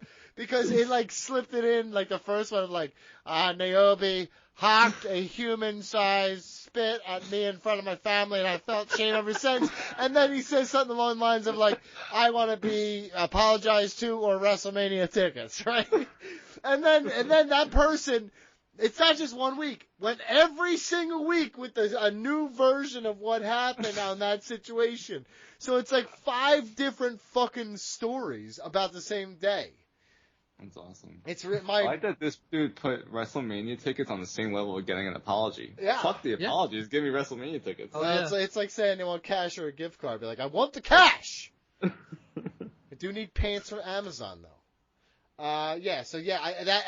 So Ben, first off, do the work. You eat fucking crepes at fucking work and shit like that. I think Ben's the one who has fucking salmon in the mornings. Right? And he's unbelievable. He's a fucking total asshole. But I will say this. You love crepes, Ricky Bobby. I want you to say you like really thin pancakes. I want you to do the work, Ben. You do the work. I already do so much for free. Well, I think you pay. So thank you for your money. Okay. Next one. You gonna read it? Oh, well, by the way, I'm gonna play the audio of that at the end of the show. We don't have a song to go out on. We can only use our own audio, so we're just gonna use a clip right there. Perfect. Yeah, and I'm not gonna read it. No. Okay. This is from Joey Johnny Dundo. Subject: Secret charisma. Mm-hmm. Very real thing. Hey, boys. Very real thing. Several weeks ago, Donald Wood tried to argue that Daniel Garcia had secret charisma. It's true. This email made me mad as shit because you know what the fuck I'm talking about. Yeah, I know what you're talking about, but he has none. He has no charisma. You're saying it's a deep secret. To which Baby Bop and Kiari laughed off, as did much of the Facebook group page. I was thinking about that earlier today, and it got me thinking about various wrestlers who we think have personality/charisma, but to most they don't. Please pick a wrestler from these various time periods and justify why you thought they had secret charisma. Okay, I added in some sports leagues for some other fun. Yes. So keep up the great work, and Ring Rust! Sorry, didn't mean to step on you there. The 100% secret charisma is a thing, and there are guys that you're like, nah, this guy's got it, I like him.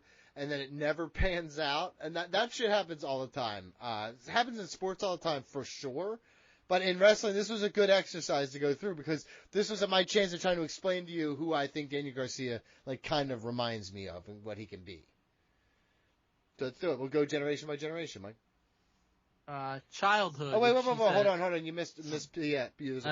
P.S. Donald Wood is the best. Especially if he and Mike have whisper arguments. Yeah, BJ tried to ruin the gimmick today, but we got him out on it.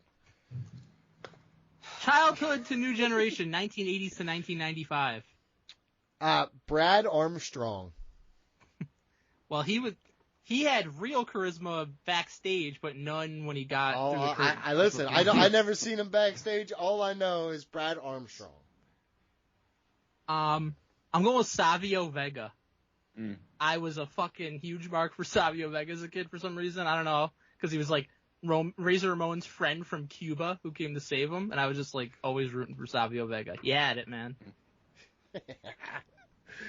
We were such marks. BJ? I said Billy Gunn. Okay.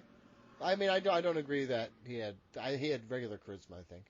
Well, not when he was with the smoking guns. Yeah, when he was with the smoking guns. And then, when he gets to DX, he showed it, but, Road Dogg was really the mouthpiece. Yeah, he was kind of overshadowed. And so I feel like Billy Gunn did have charisma, and he wasn't, the best on the mic, but I feel like he was charismatic enough to where he was a little underrated in that regard. Yeah, I think he missed the fucking point of the exercise. That's fine. I don't think so. Go ahead. Attitude Era, 1996 to 2001. Dean Malenko. Yeah. It was real secret, his charisma. It's not true. The way his ring expressions and shit like that, he was cerebral with it. I loved him. I don't want anybody to fucking tell me different. Ahmed Johnson was oozing with fucking charisma. Could you understand 95% of the shit he was saying in his promos? No. But it still sounded cool. Yeah. And he looked cool. He and yelled. he fucking destroyed people. He yelled at a time when Mike was He was real impressionable. oily. Yeah, I was just saying, when Mike was a young, impressionable young man, he got yelled at by fucking Ahmed Johnson, and he's never forgotten it. No, I respected it. Ron Simmons did not. No, he hated him a lot. BJ. Mike Sanders. Oh no! Oh my god! Not fucking Mike Sanders. Holy I shit. should have known that. I mean, honestly though, dude, you're on that train. I can't even yell at you. Can I give you? I also had Rob Van Dam. Okay, that's not true at all though. I again totally missed the exercise. Okay. Good. Ruthless Aggression, 2002 to 2007. Billy Kidman. Okay. You see what I'm going for? You see my? I mean, he you obviously see had what some I'm secret saying? charisma if Tori Wilson was with him, or secret something else. Yeah, he's got a hog, dude. Huge dong. He Huge was dong. on. Remember there was a stretch there for like 2-3 years. Every single retro we did had him in it. Yeah. Yes, and now it's Johnny B. Bad. My pick. So she more so did this in the PG era, but I didn't really watch Ruthless Aggression, and she was around during this time, so I'll pick her. I'm gonna say Layla from Lay Cool. I like Layla. People I feel like really hated Lay Cool, Michelle McCool and Layla, but I thought they were very entertaining. Nobody Sure. really talks about Sure. like people still talk about Michelle McCool, but nobody talks about Layla. I thought she was great. She was I like Layla a lot. light years Yep. better than Michelle McCool in Yep. every way possible. Thicker cut all day. Good. I'm on board. BJ, did you say one, or are we going on? Oh, Ruthless. Jamie Noble. You know how? Okay. I almost said Jamie Noble, but I thought he was like too charismatic. I was going to say that's exactly why. Because even with Billy Kidman, he was always. Because originally he wasn't, though. Like, he was part of the Young Dragons. Like, he wasn't doing much. But then Nivea came about, and really, Right. he got that Yeah. gimmick of... Country Bumpkin Boy. Yep. Yep. Good. PG era, 2008 to 2018. Shelton Benjamin. See, I agree with that. I almost had him. These guys all remind me of Daniel Garcia. That's what he has to me. That's No, who he is to no. me. Yes. Much a lot better than... Fucking Alex Riley. Okay? You are an idiot. Alex Riley. You got I had high fired. hopes for You got fired from Bleacher Report because of what you wrote on that dumbass article, dude. That's what happened. There was That's one what person happened. who got fired from Bleacher Report. It wasn't me. It's what happened, dude. No, It you didn't. wasn't No, me. I didn't get fired. I didn't say you got fired from Bleacher Report. You got fired from the WWE team. You did say I got Your fired lead from writer from the WWE team fired. Oh, it was shocking. That's certainly not It what was happened. it was on Got promoted. Deadspin. It was on Deadspin. He got promoted. It was on Deadspin. That wasn't about me. I said John Morrison. Okay. Yeah. That's fine. Although Miz really overshadowed him. Right, but that's what I mean. Like, nowadays, John Morrison, like, so much better as a promo guy, or, like, just showcasing his charisma, he's been in movies and stuff, but, like, back then, he really wasn't. So he definitely had it. Again, the start of you didn't AEW. understand the exercise, but it's fine. I did understand. The You didn't. start of AEW to present. That's 2019 to 2024. Daniel Garcia. That's That's a cop out and wrong. So, not understanding the assignment. Yeah. Santos Escobar. I'm always on the fucking train of he's very underrated He cuts a in great every promo. aspect. He does, and people don't talk about it. He's fucking awesome, man, in every way. Yeah. Santos Escobar. I have two here. Rather Strong and Nia Jax. Yeah. I think Yeah. Nia Jax And- is very And honestly, I think you can put Gunther in here, too. Gunther's a great choice because nobody talks about how great he is on the mic, and he really, truly is. I think you guys are missing the point of the thing. Like, Alex Wright is a guy I think of. They forced him to dance. He didn't have charisma. How are we yeah. missing the point on that one? Because I think Even if you think Gunther has BG a missed lot the of point on the charisma. other ones, like the ones he just said are all Gunther on point. Gunther has a Roddy ton of charisma. He was doesn't never need a to promo talk. guy. That's fine. Roddy's fine. Roddy's fine. Gunther's is secret charisma because It's everybody not talks about secret. his He's in-ring got- work. Nobody talks But about his here's the promo. thing. He's got an aura about it. It's like Undertaker. That's not... That no, is that's not charisma. talking There's a about charisma about fucking Undertaker He's got coming out secret and not charisma. saying anything. No. That's so No stupid. one thought that Gunther was going to be an awesome promo guy. No. I knew. No, you didn't. No, you didn't. I've You only never spoke been once wrong. about his I've promo. only been wrong about one guy being good at promos and he wasn't. Sami Zayn. And that was Right, you because could've said he never Sami Zayn. talked. Because he never talked. It was El Generico. Oh, He never well, talked. you, I didn't you all know. should have said Sami Zayn. He had secret charisma. We didn't know. All right. I knew. Let's do it. Pro athletes, got any? Yeah. Larry Bird. Trent Green. What? You missed the assignment. Trent Yeah, Trent you Green. did. Stop it That's with the Trent Green. Eli Manning. That's just so fucking stupid. Okay. Paul O'Neill. I hate you. My guys favorite so much. baseball player besides Barry Bonds ever, and he would fucking flip out anytime there was a bad call against him. But you didn't think he wasn't like, I don't know, he didn't have traditional charisma. But then you hear him on the broadcast now, and he's pretty funny and entertaining. So, secret charisma. John Crook. No, he was pretty over the top. I don't think that's secret charisma. Yeah, he's awesome. Yeah. Okay. That was a fun email. Thank you for that. Yeah, And You all right. didn't- Maybe next time you'll understand it. Yeah. Yeah, Maybe. maybe. Probably not. Oh, Honestly, here's a good one. Here it is, Donnie. Number 1, Rhino. no, I disagree. Okay. All right. Let's. I don't know if he has much charisma. We're out of here. What? We're out of here. God bless America. And stay tuned and listen to the Naomi Spit on Me at Perkins guy as he complains his way through your heart. Bye. God bless America. See you next week. What? Great matches, but I can't because hearing Naomi makes me think of that time that she spit in my grill in front of my son outside of Perkins in 2014. Sad face. Oh, dude. I love that so much. Good luck, Danielle and Brian. Hope you get better, dude. And I hope you win them a WrestleMania and kick their butt. Danielle and Brian instead of Daniel Bryan is this is what happens when I speak to text you guys all the time. This is what it sounds like. It says far more interesting things than that, actually. Yeah, it's true. I came I out of the closet last week. Just like inadvertently. It's like, hey, I'm here now, man. Might as well. Donnie was second guessing Donnie. himself. Danielle and Brian is my favorite still this day. Donnie, you for some reason just out of nowhere just text me a fucking picture of Kane in high school. Yes, I did. Because I saw it. that's a good As soon picture. as I saw ladies' my man. message, I was like, when I see Kane, Dante, I don't think of anybody but you now. So as soon as I saw a picture of, like, high school Kane, looking like just the person who gets pants all the time in gym class. Fucking, Yeah, he does. I fucking He called me out of thought. nowhere. I had no idea who it was. I know, you're like, who the fuck? You literally just sent back 2 question marks. Like, why, did you mean this for me? Like, why are you sending me this? Yeah. And I said, it's fucking Kane. And you're like, my God, he's awesome. He kind of looked like Eugene from Hey Arnold. That's what that's what reminded He me. looks like... He does. That's so fucked up. Number 4, please, If Dante. Vince is watching this, in the year of our Lord's 2014, WWE superstar Naomi spit in my face and embarrassed me.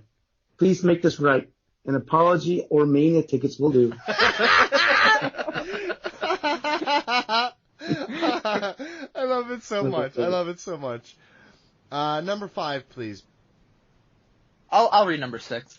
I know, but Game and his wife, they always do have a bad one, but she not that bad in I Think It's Too Easy for Rhonda. She pick shots, but once she lose bad, she gon' quit. She gonna quit. Horrible. That's so fucked up. She's fucking trying to better herself and shit. Unbelievable. She gon' quit. Number 6, please. Stop it. Why are WWE. you reading it so wrong? It says number 6 right next to it, right? No. 7. It doesn't. 7. Okay, you know what? On mine, I have the original email, and the number's all fucked up. That's why I said to you, the numbering's fucked up. So I'm going to continue reading mine. WWE had a women's tag team and belts back, The 80s, the champions was 2 Chinese women, if memory serves me right. It doesn't! It wasn't! That doesn't. Your memory's fucking jacked up. They were not Chinese, they were Japanese women, the jumping bomb angels. But yeah, we can call them Chinese women if you're a monster, sure. Can someone please apologize in behalf of Naomi? She spit in my face, much like a damn camel in 2014, and my family hasn't looked at me the same ever since. He lost his manhood. Oh my god.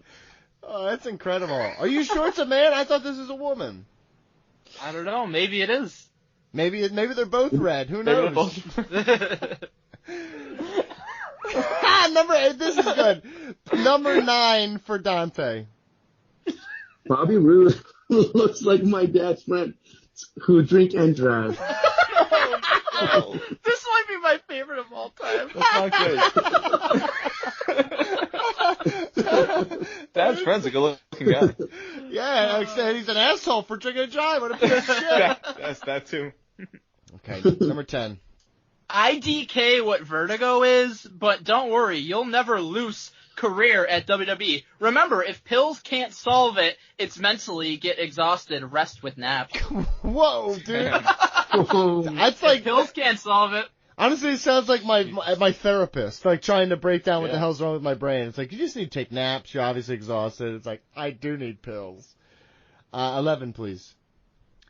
I wish I could enjoy this match more, but I keep reliving the time when Naomi hocked a loogie into my face after a dinner with my family at Perkins. I really wish I could be a fly on the wall when fucking Naomi hocked the loogie in this dude's face at Perkins. I didn't believe this. Yeah, it's too specific for it to not be real, I think. Right. Yeah, that's how you make something really specific. You add the numbers and you go overboard trying to make it. And you just keep saying it every week. Right. You know what? It worked here. I'm speechless. Cole that Rosanna, Rosie, Rosie, here shocking. I had no idea. Cole, my husband went to dinner. I wanted to meet Rosanna. Unbelievable. And you know what? Thank God. Dante, you get one as well. Hey guys, I wanted to say that Naomi once reared back and violently spat in my face in front of my flesh and blood family. It was humiliating, and I'd appreciate an apology. Please! Please! Please! That is fantastic. I want this whole, I would love to, if we could do an interview with that guy, I would love to just get his name out there. I would love for someone to, draw up this whole scenario. Yes! Animate it. Yeah. Animate it. Just a flip book would be best. Just exactly. Just Naomi rearing back and just spitting in the Choose your own adventure. It might win an Oscar for best digital short if somebody did it. I mean, there's no standards anymore. I saw fucking, they're just giving away Pulitzers and shit now. Nothing means anything. Unreal. Number 13, 14? I don't know. Numbers. Mike? How are you guys doing today? It's WWE producer here. I believe them. This is how they get a hold of me. They lost my phone number, so they figured they'd reach me in a giant random group message on a Facebook live chat. Unbelievable. Okay, here we go. This was awesome. PG? Naomi is gonna stomp my child and Mandy Rose and walk it dry. Oh shit, dude. Number 15. I wonder who will win this Mixed Match Challenge! I also wonder when WWE will apologize for that time when Naomi coated my head in her saliva when she spat at me. Coated my head. The best part is this was a hell of a statement. This was over the course of weeks. Like, everybody thinks, this is fun, this is one guy going crazy. He came back week after week after week saying this shit. And Matt found them. Yeah, poor guy. And Dante, give me number 16. 17. So Natty, only because I know you touched it in a match before. How soft she Sasha butt? Like, is it soft or firm, or a mix of both, like a sort of pillow? This is from Mike Chiari. Mike Chiari got on Facebook for one night. I had to know. How soft she Sasha butt? There's the next shirt for George to make. Is the how soft she Sasha butt? How soft she butt? Question mark. All right, number 7. Let's finish on Ric Flair. Woo, woo. Ric Flair, the Nature Boy, did the last amount of stiff moves in the ring ever. What I have seen from Kaka Banks has been very unprofessional. Yes, Kaka for life, dude. Kaka Banks. That's where we got it from, right? Yep. This is it. Wow. In conclusion, I am pretty sure we have learned nothing. However, we have collectively managed to reduce our IQs, and maybe soon enough, all these comments will make perfect sense. I plan on taking a break from emails for a while. Good, you deserve it. But I will be back someday with something hopefully as entertaining. There's no way in hell. No. There's no way in hell. Mm-mm. Go out Can't on be top. done. Go out on top and just join fantasy and stuff like that. Because you're coming, Matt Catalani earned it this time, so you're going to be in it for that. So retire on top. That's what we do. Kaka bangs forever. Wilkin Matt Hardy Catalani.